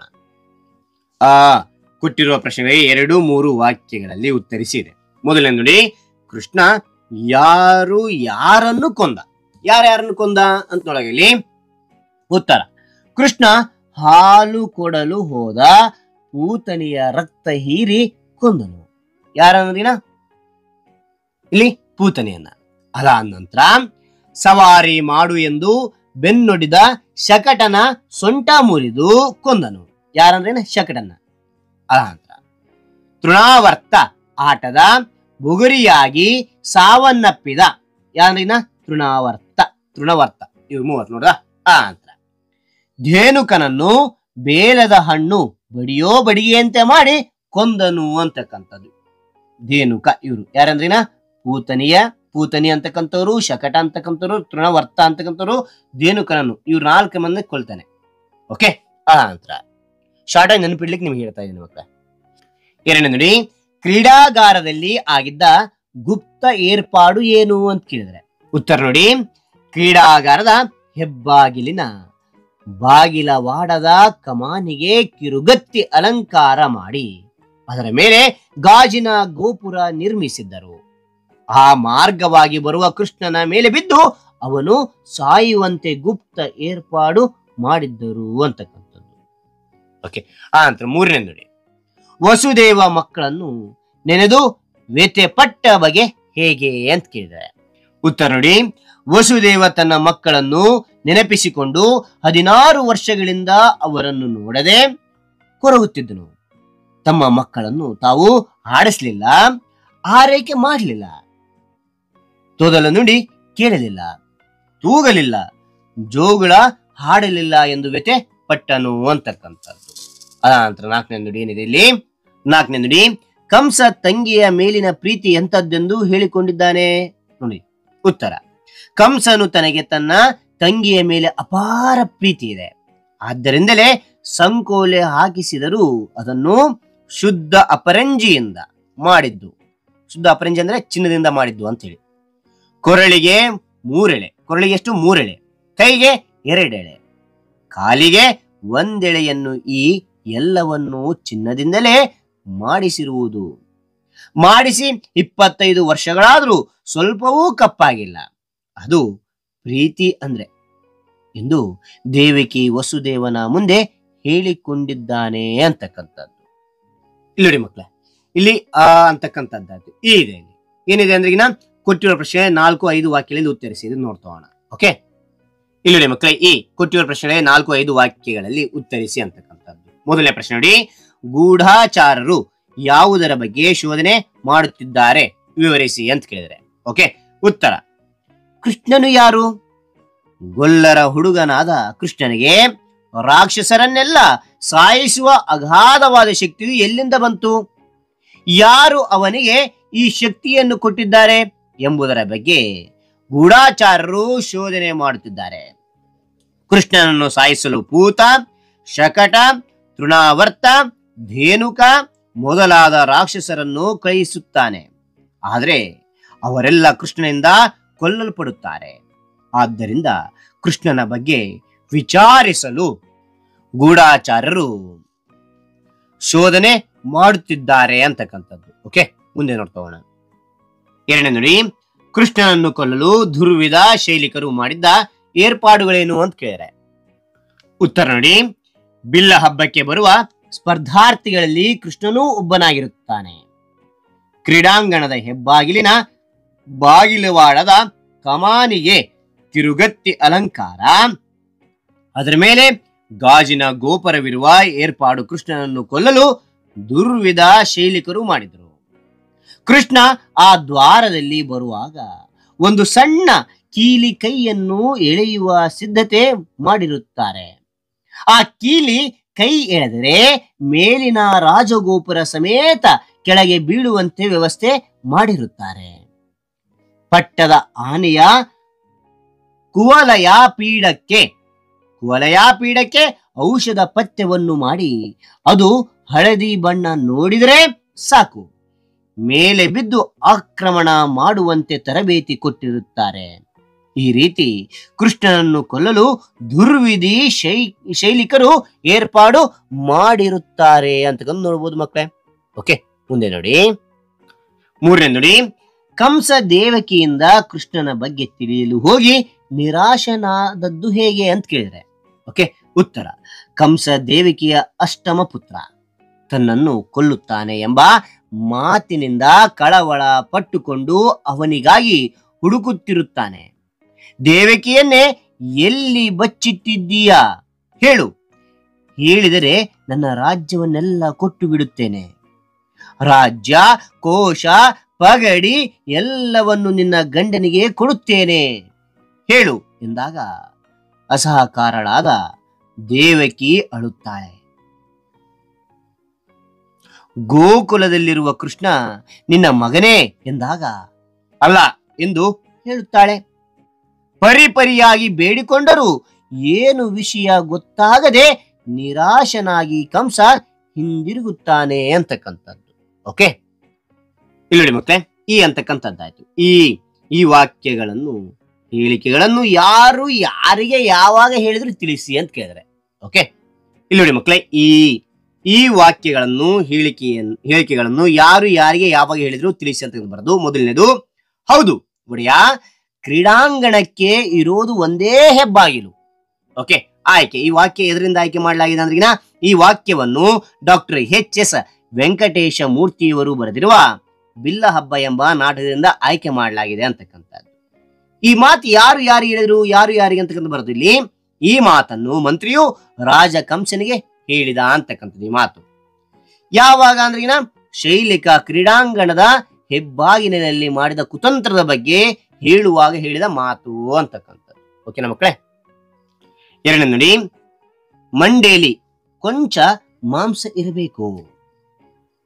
ಉತ್ತರ ಆಯ್ಕೆ ಅಂತಕ್ಕಂಥದ್ದು. ಈ ಮೇಲಿನ ವಾಕ್ಯವನ್ನು ಡಾಕ್ಟರ್ ಎಚ್.ಎಸ್. ವೆಂಕಟೇಶ ಮೂರ್ತಿಯವರು ಬರೆದಿರುವ ಬಿಲ್ಲ ಹಬ್ಬ ಎಂಬ ನಾಟಕದಿಂದ ಆಯ್ಕೆ ಮಾಡಲಾಗಿದೆ ಅಂತಕ್ಕಂಥದ್ದು. ಯಾರು ಯಾರಿಗೆ ಅಂದ್ರಿಗಿನ ಈ ಮಾತನ್ನು ಕಂಸ ಮಂತ್ರಿಗೆ ಹೇಳಿದನು ಅಂತಕ್ಕಂಥದ್ದು. ಯಾವಾಗ ಕಂಸನು ಕೃಷ್ಣನ ಬಗ್ಗೆ ತಿಳಿಯಲು ಮಂತ್ರಿಯನ್ನು ಕರೆದು ಕೂರಲು ಹೇಳಿದಾಗ ಮಂತ್ರಿಯು ವಿನಯವಾಗಿ ನಿರಾಕರಿಸಿದ ಸಂದರ್ಭದಲ್ಲಿ ಹೇಳಿದನು ಅಂತಕ್ಕಂಥದ್ದು. ಓಕೆ, ಅಂತ ಮೂರನೇ ನೋಡಿ, ನಿಮ್ಮ ಅಣ್ಣನಿಗೆ ಸ್ವಲ್ಪ ಹಾಲಾದರೂ ಕೊಡು. ಆಯ್ಕೆ. ಈ ಮೇಲಿನ ವಾಕ್ಯವನ್ನು ಡಾಕ್ಟರ್ ಎಚ್.ಎಸ್. ವೆಂಕಟೇಶ ಮೂರ್ತಿಯವರು ಬರೆದಿರುವ ಬಿಲ್ಲ ಹಬ್ಬ ಎಂಬ ನಾಟಕದಿಂದ ಆಯ್ಕೆ ಮಾಡಲಾಗಿದೆ. ಯಾರು ಯಾರಿಗೆ ಅಂದ್ರಿನ ಈ ಮಾತನ್ನು ವಸುದೇವ ದೇವಕಿಗೆ ಹೇಳಿದನು ಅಂತಕ್ಕಂಥದ್ದು. ಯಾವಾಗ ಅಂದ್ರಿನ ಕಂಸನು ದೇವಕಿ ಮತ್ತು ವಸುದೇವನನ್ನು ನೋಡಲು ಬಂದಾಗ ಹೇಳಿದ ಮಾತಾಗಿದೆ ಅಂತಕ್ಕಂಥದ್ದು. ನೋಡಕ್ ಬಂದಾಗ ಹೇಳಿರ್ತಕ್ಕಂಥ ಮಾತದು. ನಾಲ್ಕನೇ ನೋಡಿ, ಕೊಲ್ಲಲು ಬಂದವರನ್ನೆಲ್ಲ ಅವನೇ ಕೊಂದು ಬಿಟ್ಟ. ಉತ್ತರ ಆಯ್ಕೆ ನೋಡಿ. ಈ ಮೇಲಿನ ವಾಕ್ಯವನ್ನು ಡಾಕ್ಟರ್ ಎಚ್.ಎಸ್. ವೆಂಕಟೇಶ ಮೂರ್ತಿಯವರು ಬರೆದಿರುವ ಬಿಲ್ಲ ಹಬ್ಬ ಎಂಬ ನಾಟಕದಿಂದ ಆಯ್ಕೆ ಮಾಡಲಾಗಿದೆ ಅಂತಕ್ಕಂಥದ್ದು. ಯಾರು ಯಾರಿಗೆ ಅಂದ್ರೆ ಈ ಮಾತು ಯಾರು ಹೇಳಿದ್ರು, ಈ ಮಾತನ್ನು ಕಂಸನು ದೇವಕಿಗೆ ಹೇಳುತ್ತಾನೆ ಅಂತಕ್ಕಂಥದ್ದು. ಯಾವಾಗ ಕಂಸ ದೇವಕಿಯ ಹತ್ತಿರ ಕೃಷ್ಣನ ಬಗ್ಗೆ ಹೇಳುವಾಗ ಈ ಮಾತನ್ನು ಹೇಳಿದನು ಅಂತ ನೋಡ್ಬೋದು. ಓಕೆನಾ ಮಕ್ಕಳೇ. ಇಲ್ಲಿ ಈ ಅಂತಕ್ಕಂಥದ್ದು ಮುಗೀತು. ಈಗ ನೋಡೋಣ ಮುಂದೇನಿದೆ ಅಂದ್ರಿನ. ಇಲ್ಲಿ ನೋಡಿ ಮಕ್ಕಳೇ, ಹೊಂದಿಸಿ ಬರೆಯಿರಿದೆ. ಇಲ್ಲಿ ಆ ಪಟ್ಟಿ ಇದೆ, ಇಲ್ಲಿ ಆ ಪಟ್ಟಿ ಇದೆ. ಕರೆಕ್ಟ್ ಆಗಿ ಹೊಂದಿಸಿ ಬರೀಬೇಕಂತೆ. ಓಕೆ, ಯಾವ ರೀತಿ ಬರೆಯಕ್ಕೆ ತಿಳಿಸ್ತಾ ಹೋಗ್ತಾನೆ. ಇಲ್ಲಿ ನೋಡಿ ಮಕ್ಕಳೇ, ಹೊಂದಿಸಿ ಬರೆಯಿರಿ ಅಂತಕ್ಕಂಥ. ಇಲ್ಲಿ ಆ ಪಟ್ಟಿ, ಇಲ್ಲಿ ಆ ಪಟ್ಟಿ ಇದೆ. ಒಡೆಯ ಯಾರಂದ್ರಿನ ಇಲ್ಲಿ ಕಂಸ ಅಂತಕ್ಕಂಥದ್ದು. ಓಕೆ, ಅಂತ ಶಿಲ್ಪಿ ಅಂದ್ರಿನ ಶೈಲಿಕ. ವೈದ್ಯ ಅಂದ್ರಿನ ದುರ್ವಿಧ. ಆನೆ ಅಂದ್ರೆ ಇಲ್ಲಿ ಹೆಸರಲ್ಲಿ ಕುವಲಯಾಪೀಡ ಅಂತಕ್ಕಂಥದ್ದು. ಬೆಟ್ಟ ಗೋವರ್ಧನ ಬೆಟ್ಟ. ಓಕೆನಾ? ಈ ರೀತಿ ಕರೆಕ್ಟಾಗಿ ಹೊಂದಿಸ್ತಾ ಹೋಗ್ತೀವಿ ಮಕ್ಕಳೇ. ಮುಂದಿನ ನೋಡ್ತೋಣ. ಇಲ್ಲಿ ಹೊಂದಿಸಿ ಬರೀ ಇದೆ. ಅದಾನಂತರ ಏನ್ ಕೊಟ್ಟಿದ್ದಾರೆ ಇಲ್ಲಿ ನೋಡಿ. ಇಲ್ಲಿ ಕೆಳಗೆ ಕೊಟ್ಟಿರುವ ಪದಗಳನ್ನು ನಿಮ್ಮ ಸ್ವಂತ ವಾಕ್ಯದಲ್ಲಿ ಬಳಸಿ ವಾಕ್ಯ ರಚಿಸಿ ಅಂತಿದೆ. ನೋಡ್ತೋಣ. ಅಂತಕ್ಕಂಥ ಬರೆದು ಕೆಳಗೆ ಕೊಟ್ಟಿರುವ ಪದಗಳನ್ನು ನಿಮ್ಮ ಸ್ವಂತ ವಾಕ್ಯದಲ್ಲಿ ಬಳಸಿ ವಾಕ್ಯ ರಚಿಸಿ ಅಂತಿದೆ. ಹೌದಾ? ಮೊದಲನೇದೇನು ಕೊಟ್ಟಿದ್ದಾರೆ ಅದಕ್ಕಿನ ಲೋಕಾಭಿರಾಮ ಅಂತ ಕೊಟ್ಟಿದ್ದಾರೆ. ಇದಕ್ಕೆ ಅರ್ಥ ತಿಳಿದ್ರೆ ನಾವು ಈಸಿಯಾಗಿ ಬರ್ಲಿಕ್ಕೆ ಸಾಧ್ಯ ಮಕ್ಕಳು. ಆದ ಕಾರಣ ಅರ್ಥ ಇಲ್ಲಿ ಬ್ರಾಕೆಟ್ ನಲ್ಲಿ ಬರೆದೇನೆ. ಸಹಜವಾಗಿ ಅಂತಕ್ಕಂಥ ಅರ್ಥ ಕೊಡುತ್ತೆ. ನಾನು ನನ್ನ ಅಮ್ಮನ ಜೊತೆ ಲೋಕಾಭಿರಾಮವಾಗಿ ಮಾತನಾಡುತ್ತೇನೆ, ಸಹಜವಾಗಿ ಮಾತಾಡ್ತೇನೆ ಅಂತಕ್ಕಂಥ ಅರ್ಥ ಕೊಡುತ್ತೆ ಮಕ್ಕಳೇ. ಓಕೆ. ಅಂತ ಎರಡನೇದು ಪರಾಂಬರಿಸು. ಪರಾಂಬರಿಸು ಅಂದ್ರೇನ ಗಮನಿಸು, ಪರಿಶೀಲಿಸು ಅಂತಕ್ಕಂಥ ಅರ್ಥ ಕೊಡುತ್ತೆ. ಶಿಕ್ಷಕರು ವಿದ್ಯಾರ್ಥಿಗಳನ್ನು ಸದಾ ಪರಾಂಬರಿಸುತ್ತಾರೆ ಅಂತಕ್ಕಂಥದ್ದು. ಸದಾ ಪರಿಶೀಲಿಸ್ತಾರೆ ಅಂತಕ್ಕಂಥ ಅರ್ಥ ಕೊಡುತ್ತೆ, ಗಮನಿಸ್ತಾರೆ ಅಂತಕ್ಕಂಥ ಅರ್ಥ ಕೊಡುತ್ತೆ. ಓಕೆ. ಮೂರನೇದು ಅಪರಂಜಿ ಅಂದ್ರೆ ಬಂಗಾರ. ನನ್ನ ತಾಯಿ ನನಗೆ ಅಪರಂಜಿ ಅಂತಕ್ಕಂಥದ್ದು. ಅದ ನಂತರ ನಾಲ್ಕನೇದು ನೋಡಿ ಸೆರೆಮನೆ ಅಂದ್ರೆ ಕಾರಾಗೃಹ, ಬಂದಿಖಾನೆ, ಜೈಲು ಅಂತಕ್ಕಂಥ ನಮ್ಮ ಆಡು ಭಾಷೆಯಲ್ಲಿ ನಾವು ಹೇಳ್ತೇವೆ. ಓಕೆನಾ? ಇಲ್ಲಿ ಅಂದು ಅನೇಕ ಸ್ವತಂತ್ರ ಹೋರಾಟಗಾರರನ್ನು ಸೆರೆಮನೆಗೆ ಹಾಕಿದ್ರು ಅಂತಕ್ಕಂಥದ್ದು. ಓಕೆ. ಇಲ್ಲಿ ಏನ್ ಮಾಡ್ಬೋದು ಅಂದ್ರೆ ಅಂದು ಅನೇಕ ಸ್ವತಂತ್ರ ಹೋರಾಟಗಾರರನ್ನು ಬ್ರಿಟಿಷರು ಅಂತಕ್ಕಂಥ ಸೇರಿಸಬಹುದು. ಇಲ್ಲಿ ಬ್ರಿಟಿಷರು ಸೆರೆಮನೆಗೆ ಹಾಕಿದ್ರು ಅಂತಕ್ಕಂಥದ್ದು. ಓಕೆ. ನಂತರ ಐದನೇ ನೋಡಿ. ಐದನೇದನ್ ಕೊಟ್ಟಿದ್ದಾರೆ ಇಲ್ಲಿ ಸಂಕೋಲೆ ಅಂದ್ರೆ ಬೇಡಿ, ಕೊಳ ಅಂತಕ್ಕಂಥದ್ದು. ಓಕೆ. ಇಲ್ಲಿ ಪೊಲೀಸರು ಕೈದಿಗಳಿಗೆ ಸಂಕೋಲೆಯನ್ನು ಹಾಕುತ್ತಾರೆ ಅಂತ ನೋಡ್ಬೋದು. ನಂತರ ಇಲ್ಲಿ ಆರನೇದು ಬೊಗಳೆ ಅಂದ್ರೆ ಸುಳ್ಳು, ಬಡಾಯಿ ಅಂತಕ್ಕಂಥ ಅರ್ಥ ಕೊಡುತ್ತೆ. ನನ್ನ ಗೆಳೆಯ ಸದಾ ಬೊಗಳೆ ಮಾತುಗಳನ್ನು ಆಡುತ್ತಾನೆ. ಈ ಬೊಗಳೆ ಅಂತಕ್ಕಂಥ ಪದ ಬಳಸಿದ್ದೀನಿ. ಓಕೆನಾ ಮಕ್ಕಳೇ? ಈ ಎಲ್ಲ ಅಧ್ಯಯನದ ವಿವರಣೆ ಅಂತಕ್ಕಂಥದ್ದು, ಮಾಹಿತಿ ಅಂತಕ್ಕಂಥದ್ದು ಇಷ್ಟವಾಯ್ತಾ? ಇಷ್ಟವಾದ್ರೆ ಒಂದು ಲೈಕ್, ನೀವು ಒಂದು ಲೈಕ್ ಅನೇಕ ವಿಡಿಯೋ ತಿಳಿದು ಪ್ರೋತ್ಸಾಹ ಮತ್ತು ತುಂಬ ಸಿಗುತ್ತೆ. ಇನ್ನೊಬ್ರಿಗೂ ಶೇರ್ ಮಾಡಿ, ಇನ್ನೊಬ್ರು ಚಾನಲ್ ಸಾಧ್ಯ ಅಂತ ಅನೇಕ ವಿಡಿಯೋ ಚಾನಲ್ ಸಬ್ಸ್ಕ್ರೈಬ್ ಆಗಿ. ಹಾಗೆ ನಿಮಗೆ ಯಾವ ಒಂದು ಅಧ್ಯಯನದ ಅಭ್ಯಾಸ ಬೇಕಂತೇಳಿ ಕಾಮೆಂಟ್ ಮಾಡಿ. ಆ ಒಂದು ಅಧ್ಯಯನದ ಅಭ್ಯಾಸದಾಗಲೇ ನಾನು ಪ್ರಯತ್ನ ಪಡ್ತೇನೆ. Okay right. ಮತ್ತೊಂದು ಹೊಸ ವಿಷಯದೊಂದಿಗೆ ಮತ್ತೊಂದು ಹೊಸ ವಿಡಿಯೋದಿಂದ ಭೇಟಿ ಆಗ್ತೇನೆ. Thank you for watching. Bye. ಕೊನೆಗೆ ಇದೊಂದು ಉಳಿದಿದೆ. ಯಾವ್ದಂದ್ರೆ 8ನೇ ಒಂದು ಅಧ್ಯಾಯ ಇರ್ತಕ್ಕಂಥ ಸಂಕ್ರಾಂತಿಯಂದು ಸುಖ ದುಃಖ ಅಂತಕ್ಕಂಥದ್ದು. ಓಕೆ. ಹಾಗಾದ್ರೆ ಈ ಒಂದು ಅಧ್ಯಯನದಲ್ಲಿ ಬರ್ತಕ್ಕಂಥ ಅಭ್ಯಾಸದ ಬಗ್ಗೆ ಪೂರ್ಣವಾಗಿ ಎಲ್ಲವೂ ತಿಳಿಸ್ತಾ ಹೋಗ್ತೇನೆ. ಓಕೆ. ಹಾಗಾದ್ರೆ ಈ ಒಂದು ಮಾಹಿತಿ ಅಂತಕ್ಕಂಥ ಇಷ್ಟವಾಗಿದ್ರೆ ಒಂದು ಲೈಕ್ ನೀಡಿ. ಒಂದು ಲೈಕ್ ಅನೇಕ ವಿಡಿಯೋ ಪ್ರೋತ್ಸಾಹ ಮತ್ತು ತುಂಬ ಸಿಗುತ್ತೆ. ಇನ್ನೊಬ್ರು ಶೇರ್ ಮಾಡಿ ಸಾಧ್ಯ. ಇಂಥ ಅನೇಕ ವಿಡಿಯೋ ಚಾನಲ್ ಸಬ್ಸ್ಕ್ರೈಬ್ ಆಗಿ. ಹಾಗೇನೆ ಯಾವ ರೀತಿ ನೋಟ್ಸ್ ಬರೆಯೋಕೆ ನಾನು ತಿಳಿಸ್ತಾ ಹೋಗ್ತೇನೆ. ಬನ್ನಿ. ಅಭ್ಯಾಸ ಅಂತಿದೆ. ಓಕೆನಾ? ಈ ಅಭ್ಯಾಸ ತಿಳಿಯೋದ್ ಮುಂಚೆ ನಾವು ಕವಿ ಪರಿಚಯ ಅಂತ ತಿಳಿಬೇಕು. ಶಾರ್ಟ್ ಆಗಿ ಯಾವ ರೀತಿ ಬರೆಯೋಕೆ ತಿಳಿಸ್ತಾ ಹೋಗ್ತೇನೆ. ಬನ್ನಿ. ಇಲ್ಲಿ ನೋಡಿ ಮಕ್ಕಳೇ, ಚಿಕ್ಕನ ಅಕ್ಷರದಲ್ಲಿ ಗದ್ಯ ಭಾಗ ಅಂತಕ್ಕಂಥದ್ದು ಅಧ್ಯಾಯ 8 ಅಂತಕ್ಕಂಥದ್ದು ಬರೀತಾ ಹೋಗಿ. ಇದು ಗದ್ಯ ಭಾಗದ ಒಂದು ಪಾಠ ಅಂತ ಗೊತ್ತಾಗುತ್ತೆ ನಿಮಗೆ ನೀಟಾಗಿ. ಓಕೆ. ಅದಾದ ನಂತರ ಏನ್ ಮಾಡ್ತೀರಾ ಅಂದ್ರೆ ಸಂಕ್ರಾಂತಿಯಂದು ಸುಖ ದುಃಖ ಶೀರ್ಷಿಕೆ ಎಲ್ಲ ದಪ್ಪನ ಅಕ್ಷರ ಬರೆದು ಕೆಳಗಡೆ ಅಂಡರ್ಲೈನ್ ಮಾಡಿ ಈ ಒಂದು ಅಧ್ಯಯನದ ಅಭ್ಯಾಸ ಯಾವತ್ತು ಬರಿತಾ ಇರ್ತೀರಾ ಆ ದಿನಾಂಕವನ್ನು ಇಲ್ಲಿ ಮೆನ್ಷನ್ ಮಾಡಿ ಡೇಟ್ ಅನ್ನ ಬರಿತಾ ಹೋಗಿ. ಓಕೆ. ಇಲ್ಲಿ ಕೃತಿಕಾರರ ಪರಿಚಯ ಅಥವಾ ಕವಿ ಪರಿಚಯ ಅಂತಕ್ಕಂಥ ಬರೀಬಹುದು. ಕವಿ ಯಾರಂದ್ರಿನ AR ಮಣಿಕಾಂತ್. ಇಲ್ಲಿ ಕಾಣ್ತಾ ಇದಾರ ಅವರೇನೆ. ಓಕೆ. ಜನನ ಯಾವಾಗ ಆಯ್ತು ಅಂದ್ರಿನ 19 ಮೇ 1970 ಆಯ್ತು ಅಂತಕ್ಕಂಥದ್ದು. ಜನ್ಮಸ್ಥಳ ಮಂಡ್ಯ ಜಿಲ್ಲೆ ನಾಗಮಂಡಲ ತಾಲೂಕಿನ ಆಯ್ತನಹಳ್ಳಿ. ವೃತ್ತಿ ಪತ್ರಿಕೋದ್ಯೋಗಿ ಆಗಿದ್ರು ಇವರು. ಯಾವ್ಯಾವ ಪತ್ರಿಕೆಯಲ್ಲಿ ಕೆಲಸ ಮಾಡಿದ್ರೆ ಇವರು ನೋಡೋದ್ರಲ್ಲಿ ಹಾಯ್ ಬೆಂಗಳೂರು, ಸಂಯುಕ್ತ ಕರ್ನಾಟಕ, ವಿಜಯ ಕರ್ನಾಟಕ ಈ ಪತ್ರಿಕೆಯಲ್ಲಿ ಕೆಲಸ ಮಾಡಿರ್ತಕ್ಕಂಥದ್ದು. ಯಾವ ಪತ್ರಿಕೆಯ ಉಪಸಂಪಾದಕರಾಗಿದ್ದರು? ಕನ್ನಡಪ್ರಭಕ್ಕೆ ಉಪಸಂಪಾದಕರಾಗಿ ಕೆಲಸ ಮಾಡಿದ್ದಾರೆ ಇವರು. ಓಕೆನಾ? ರೈಟ್. ಅದಾದ ನಂತರ ನೋಡಿ ಕೃತಿಗಳ ರಚನೆ. ಯಾವೆಲ್ಲ ಕೃತಿಗಳು ಬರೆದಿದ್ದಾರೆ ನೋಡೋದ್ರಲ್ಲಿ ಉಭಯ ಕುಶಲೋಪರಿ ಸಾಂಪ್ರಾತ, ಹಾಡು ಹುಟ್ಟಿದ ಸಮಯ, ಮರೆಯಲಿ ಹಂಗ, ಈ ಗುಲಾಬಿಯು ನಿನಗಾಗಿ, ಅಪ್ಪ ಅಂದ್ರೆ ಆಕಾಶ. ಪ್ರಶಸ್ತಿ ಕರ್ನಾಟಕ ಸಾಹಿತ್ಯ ಅಕಾಡೆಮಿ ಪ್ರಶಸ್ತಿ ಇವರು ಬಂದಿರತಕ್ಕಂಥದ್ದು. ಓಕೆನಾ? ಇಲ್ಲಿ ನೋಡಿ ಗದ್ಯದ ಆಯ್ಕೆ. ಈ ಒಂದು ಗದ್ಯ ಯಾವ್ದಂದ್ರೆ ಸಂಕ್ರಾಂತಿ ಎಂದು ಸುಖ ದುಃಖ ಯಾವ್ದ್ರಿಂದ ಆಯ್ಕೆ ಮಾಡಲಾಗಿದೆ? ಅಮ್ಮ ಹೇಳಿದ 8 ಸುಳ್ಳುಗಳು ಇದರಿಂದ ಆಯ್ಕೆ ಮಾಡಿರ್ತಕ್ಕಂಥದ್ದು. ಓಕೆನಾ ಮಕ್ಕಳೇ? ಕವಿ ಪರಿಚಯ ಅಂತಕ್ಕಂಥದ್ದು ಆಯ್ತು. ಈಗ ನೋಡ್ತೀವಿ ಅಂದ್ರೆ ಅಭ್ಯಾಸ ಕೊಟ್ಟಿರುವ ಪ್ರಶ್ನೆಗಳಿಗೆ ಒಂದು ವಾಕ್ಯದಲ್ಲಿ ಉತ್ತರಿಸಿ ಅಂತಿದೆ. ಇವು ನೋಡ್ತಾ ಹೋಗೋಣ. ಓಕೆ. ಇಲ್ಲಿ ನೋಡಿ ಮಕ್ಕಳ ಅಭ್ಯಾಸ ಅಂತಕ್ಕಂಥ ಬರ್ರಿ. ಕೊಟ್ಟಿರುವ ಪ್ರಶ್ನೆಗಳಿಗೆ ಒಂದು ವಾಕ್ಯದಲ್ಲಿ ಉತ್ತರಿಸಿ ಅಂತಕ್ಕಂಥ ಬರ್ದು. ಮೊದಲನೇ ಪ್ರಶ್ನೆ, ಸಂಕ್ರಾಂತಿ ಯಾವ ರೀತಿಯ ಹಬ್ಬ ಅಂತ ಕೇಳಿದ್ದಾರೆ. ಉತ್ತರ, ದನ ಕರುಗಳಿಗೆ ಧನ್ಯವಾದ ಹೇಳಲು ಆಚರಿಸುವ ಹಬ್ಬವೇ ಸಂಕ್ರಾಂತಿ ಹಬ್ಬ ಅಂತಕ್ಕಂಥದ್ದು. ಅಂತ ಎರಡನೇ ನೋಡಿ ಏನ್ ಕೊಡಿದ್ದಾರೆ, ಕಿಚ್ಚು ಹಾಯಿಸುವುದು ಎಂದರೇನು ಅಂದ್ರಿನ ಉತ್ತರ. ಕಿಚ್ಚು ಹಾಯಿಸುವುದು ಎಂದರೆ ದನ ಕರುಗಳನ್ನು ಬೆಂಕಿಯಲ್ಲಿ ಜಿಗಿಸುವುದು. ಓಕೆನಾ, ದನ ಕರುಗಳನ್ನು ಬೆಂಕಿಯಲ್ಲಿ ಜಿಗಿಸುವುದೇ ಕಿಚ್ಚು ಹಾಯಿಸುವುದು ಅಂತಕ್ಕಂಥ ಅರ್ಥ ಕೊಡುತ್ತೆ ಮಕ್ಕಳೇ. ಓಕೆ, ಮೂರನೇದು, ಹಳ್ಳಿಯಲ್ಲಿ ಪಟೇಲರು ಏನು ಕೊಡಿಸಿ ರಾಜಿ ಮಾಡುತ್ತಿದ್ರು? ಏನು ಕೊಡಿಸಿ ಏನು ರಾಜಿ ಮಾಡ್ತಾ ಇದ್ದಾರೆ? ಇನ್ನ ಉತ್ತರ.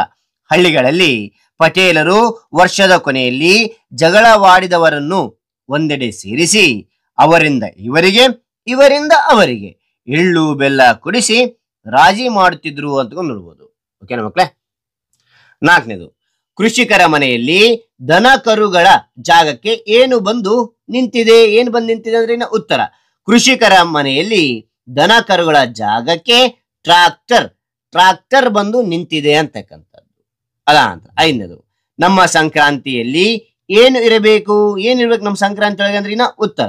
ನಮ್ಮ ಸಂಕ್ರಾಂತಿಯಲ್ಲಿ ಸಂಸ್ಕೃತಿ ಸಂಪ್ರದಾಯಗಳ ಜೊತೆ ಪ್ರೀತಿ, ವಿಶ್ವಾಸ, ಕೃತಜ್ಞತೆ ಇರಬೇಕು ಅಂತಕ್ಕಂಥದ್ದು. ಓಕೆ, ಇದು ಆಯ್ತು.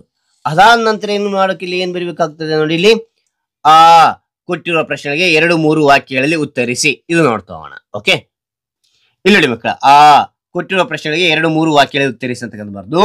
ಇದರಲ್ಲಿ ಮೊದಲನೇ ಪ್ರಶ್ನೆ, ಸಂಕ್ರಾಂತಿಯಲ್ಲಿ ದನಗಳಿಗೆ ಏನು ಮಾಡಲಾಗುತ್ತದೆ? ಏನ್ ಮಾಡಲಾಗ್ತದೆ ಅವಕ್ಕಂದ್ರೆ ಇನ್ನ ಉತ್ತರ. ಸಂಕ್ರಾಂತಿ ಹಬ್ಬದಂದು ದನ ಕರುಗಳ ಮೈ ತೊಳೆದು ಕೊರಳಿಗೆ ಗೆಜ್ಜೆ ಕಟ್ಟಿ ಕೊಂಬಿಗೆ ಬಣ್ಣ ಬೆಳೆದು ಟೇಪು ಕಟ್ಟಿ ಹೂವು ಮುಡಿಸಿ ತರಹೇವಾರಿ ಅಂದ್ರೆ ವಿಧ ವಿಧವಾದ ಅಂತ ಬಲೂನ್ ಕಟ್ಟಿ ಶೃಂಗಾರ ಮಾಡಲಾಗುತ್ತದೆ ಅಂತ ನೋಡ್ಬೋದು. ಓಕೆ, ಎರಡನೇ ಪ್ರಶ್ನೆ ಕೊಡೋದ್ರಲ್ಲಿ, ಸಂಕ್ರಾಂತಿಯಲ್ಲಿ ಎಳ್ಳು ಬೆಲ್ಲ ಕೊಬ್ಬರಿ ಏಕೆ ತಿನ್ಬೇಕು? ಯಾಕೆ ತಿನ್ಬೇಕಪ್ಪ ನಾವು ಅಂದ್ರಿನ ಉತ್ತರ. ಚಳಿಗಾಲದ ಅವಧಿಯಲ್ಲಿ ಚರ್ಮ ಒಡಿತದೆ ಚರ್ಮ ಅಂತಕ್ಕಂಥದ್ದು. ದೇಹದಲ್ಲಿ ಕೊಬ್ಬಿನಾಂಶ ಕಡಿಮೆಯಾಗ್ತದೆ. ಚರ್ಮ ಮತ್ತೆ ಹುರುಪುಗೊಳ್ಳಲು ಕಳೆದು ಹೋದ ಕೊಬ್ಬಿನ ಅಂಶ ಮತ್ತೆ ಸಿಗಲು ಎಳ್ಳು ಬೆಲ್ಲ ಕೊಬ್ಬರಿಯನ್ನು ತಿನ್ಬೇಕು. ಇದರಲ್ಲಿ ಅತಿ ಹೆಚ್ಚು ಕೊಬ್ಬಿನಾಂಶವಿರುತ್ತದೆ. ಹಾಗಾಗಿ ಸಂಕ್ರಾಂತಿ ಹಬ್ಬದಂದು ಎಳ್ಳು ಬೆಲ್ಲ ಮಿಶ್ರಣವನ್ನು ಹಂಚಿ ತಿನ್ನುತ್ತಾರೆ ಅಂತಕ್ಕಂಥದ್ದು. ಓಕೆನಾ ಮಕ್ಕಳೇ. ಅದಾದ ನಂತರ ನೋಡಿ ಮಕ್ಕಳೇ, ಮೂರನೇ ಪ್ರಶ್ನೆ ಇದೆ ಇಲ್ಲಿ. ಸಂಕ್ರಾಂತಿಯ ದಿನದಂದು ಸೂರ್ಯನ ಚಲನೆ ಹೇಗಿರುತ್ತದೆ? ಹೆಂಗಿರ್ತದಪ್ಪ ಇದು ಅಂದ್ರಿನ ಉತ್ತರ ನೋಡಿ.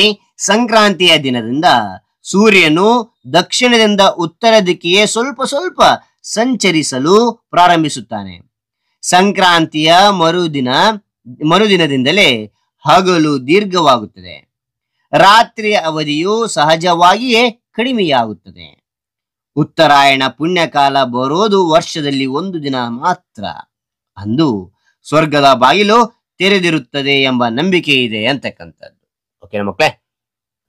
ನಾಲ್ಕನೇದು, ಎಳ್ಳು ಬೆಲ್ಲ ನೀಡುವುದು ಇಂದಿನ ಕಾಲದಲ್ಲಿ ಹೆಂಗಿದೆ ಈಗಿನ ಕಾಲದೊಳಗಂದ್ರಿನ ಉತ್ತರ ನೋಡಿ. ಒಂದು ಕಾಲದಲ್ಲಿ ಎಳ್ಳು ಬೆಲ್ಲ ನೀಡುವುದು ಬಾಂಧವ್ಯದ ಸಂಕೇತವಾಗಿತ್ತು. ಆದ್ರೆ ಇಂದು ಎಳ್ಳು ಬೆಲ್ಲ ನೀಡುವುದು ಪ್ರತಿಷ್ಠೆಯ ವಿಚಾರವಾಗಿದೆ. ಜಾಸ್ತಿ ಎಳ್ಳು ಬೆಲ್ಲ ಕೊಟ್ಟವರೇ ಶ್ರೀಮಂತರು ಎಂಬಂತಾಗಿದೆ. ದೊಡ್ಡದಾಗಿ ಕಾಣಲೆಂದು ದಪ್ಪ ದಪ್ಪ ಸಕ್ಕರೆ ಅಚ್ಚು ಸೇರಿಸಿ ಎಳ್ಳು ಬೆಲ್ಲ ಪ್ಯಾಕ್ ಮಾಡುತ್ತಿದ್ದಾರೆ. ರೆಡಿಮೇಡ್ ಎಳ್ಳು ಬೆಲ್ಲ ಪ್ಯಾಕೆಟ್ಗಳು ಫ್ಯಾಬ್ ಮಾಲ್ಗಳಲ್ಲಿ ಧಾರಾಳವಾಗಿ ದೊರೆಯುತ್ತಿವೆ. ಕಳಪೆ ಮಾಲಾದರೂ ಎಲ್ಲರೂ ಇದನ್ನೇ ಹಂಚಲು ಮುಂದಾಗುತ್ತಾರೆ. ಮುಖವಾಡದೊಂದಿಗೆ ಬದುಕುವ ಜನ ಇದನ್ನು ಒಪ್ಪಿಕೊಂಡಿದ್ದಾರೆ ಅಂತಕ್ಕಂಥದ್ದು. ಓಕೆನಾ, ರೈಟ್. ಮುಂದಿನ ನೋಡ್ತೋಣ. ಇಲ್ಲಿ ನೋಡಿ ಮಕ್ಕಳೇ, ಇದಾಯ್ತು.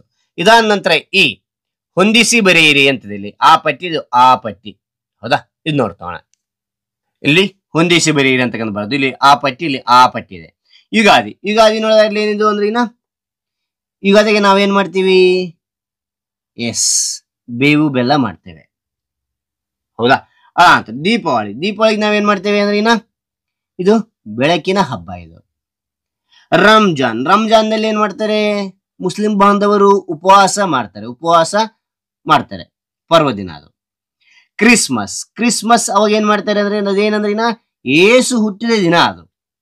ವಿಜಯದಶಮಿ ಅಂದ್ರೆ ದಸರಾ ಅಂತಕ್ಕಂಥದ್ದು. ಓಕೆ, ಮಕರ ಸಂಕ್ರಾಂತಿ ನಾವೇನ್ ಕೊಡ್ತಾರ ಅಂತ ತಿಳ್ಕೊಂಡ್ವಿ ಈ ಪಾಠದಾಗ ಅಂದ್ರೆ ಎಳ್ಳು ಬೆಲ್ಲ ನಾವು ಕೊಡ್ತೇವೆ ಅವಾಗ. ಓಕೆನಾ, ರೈಟ್. ಮುಂದೆ ನೋಡ್ತಾ ಹೋಗೋಣ ಮಕ್ಕಳೇ. ಇಲ್ಲಿ ನೋಡಿ, ಹೊಂದಿಸಿ ಬಿರಿ ಅಂತಕ್ಕಂಥದ್ದಾಯ್ತು. ಅದಾದ ನಂತರ ಏನ್ ಕೊಟ್ಟಿದ್ದಾರೆ ನೋಡಿ ಇಲ್ಲಿ. ಈ ಕೆಳಗೆ ನೀಡಿರುವ ಪಟ್ಟಿಯಲ್ಲಿ ರಾಷ್ಟ್ರೀಯ ನಾಡ ಹಬ್ಬಗಳ ಮಹತ್ವವನ್ನು 5-6 ವಾಕ್ಯಗಳಲ್ಲಿ ತಿಳಿಸಿ ಅಂತ ಹೇಳಿದ್ದಾರೆ ನೋಡಿ. ಇಲ್ಲಿ ಮೊದಲನೇದು ಸ್ವಾತಂತ್ರ್ಯೋತ್ಸವ, ಗಣರಾಜ್ಯ ದಿನ, ಕನ್ನಡ ರಾಜ್ಯೋತ್ಸವ. ಚಿಕ್ಕದಾಗಿ ನಿಮಗೆ ತಿಳಿಸ್ತಾ ಹೋಗ್ತೇನೆ.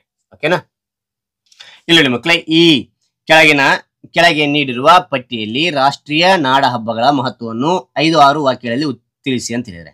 ಇಲ್ಲಿ ಮೊದಲನೇದು ಸ್ವಾತಂತ್ರ್ಯೋತ್ಸವ ಅಂತಕ್ಕಂಥದ್ದು. ಭಾರತದಲ್ಲಿ ಆಗಸ್ಟ್ 15ರಂದು ಸ್ವಾತಂತ್ರ್ಯ ದಿನವನ್ನು ಆಚರಿಸಲಾಗುತ್ತದೆ.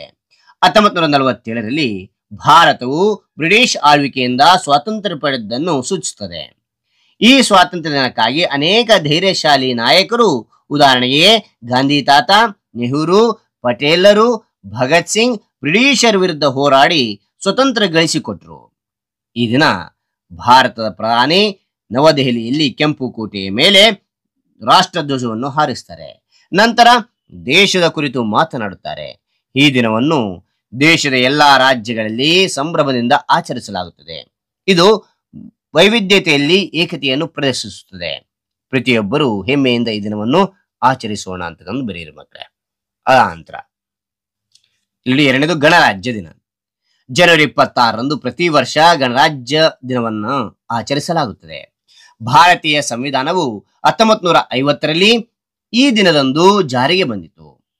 ಭಾರತದ ಸಂವಿಧಾನ ಪಿತಾಮಹ ಎಂದು ಕರೆಯಲ್ಪಡುವ ಡಾಕ್ಟರ್ BR ಅಂಬೇಡ್ಕರ್ ಹಾಗೂ ಅವರ ಸಂಗಡಿಗರು ಸಂವಿಧಾನವನ್ನು ರಚಿಸಿದರು. ಇದು ಭಾರತದ ಸರ್ವೋಚ್ಚ ಕಾನೂನಾಗಿದೆ. ಭಾರತೀಯ ಸಂವಿಧಾನ ಪೀಠಿಕೆಯು ದೇಶವು ಸಾರ್ವಭೌಮ, ಸಮಾಜವಾದಿ, ಜಾತ್ಯತೀತ ಮತ್ತು ಪ್ರಜಾಸತ್ತಾತ್ಮಕ ಗಣರಾಜ್ಯ ಎಂದು ಹೇಳಲಾಗುತ್ತದೆ. ಈ ದಿನ ನವದೆಹಲಿಯಲ್ಲಿ ಧ್ವಜಾರೋಹಣದ ಜೊತೆಗೆ ದೊಡ್ಡ ಪೆರೇಡ್ ಇರುತ್ತದೆ.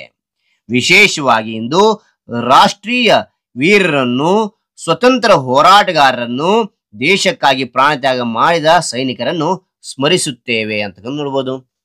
ಓಕೆನಾ, ರೈಟ್. ಅದಾದ ನಂತರ ಕನ್ನಡ ರಾಜ್ಯೋತ್ಸವ ಅಂತಕ್ಕಂಥದ್ದು. ಕನ್ನಡ ರಾಜ್ಯೋತ್ಸವ ಕರ್ನಾಟಕವು ಆರಂಭದಲ್ಲಿ ಮೈಸೂರು ಪ್ರಾಂತ್ಯವಾಗಿತ್ತು.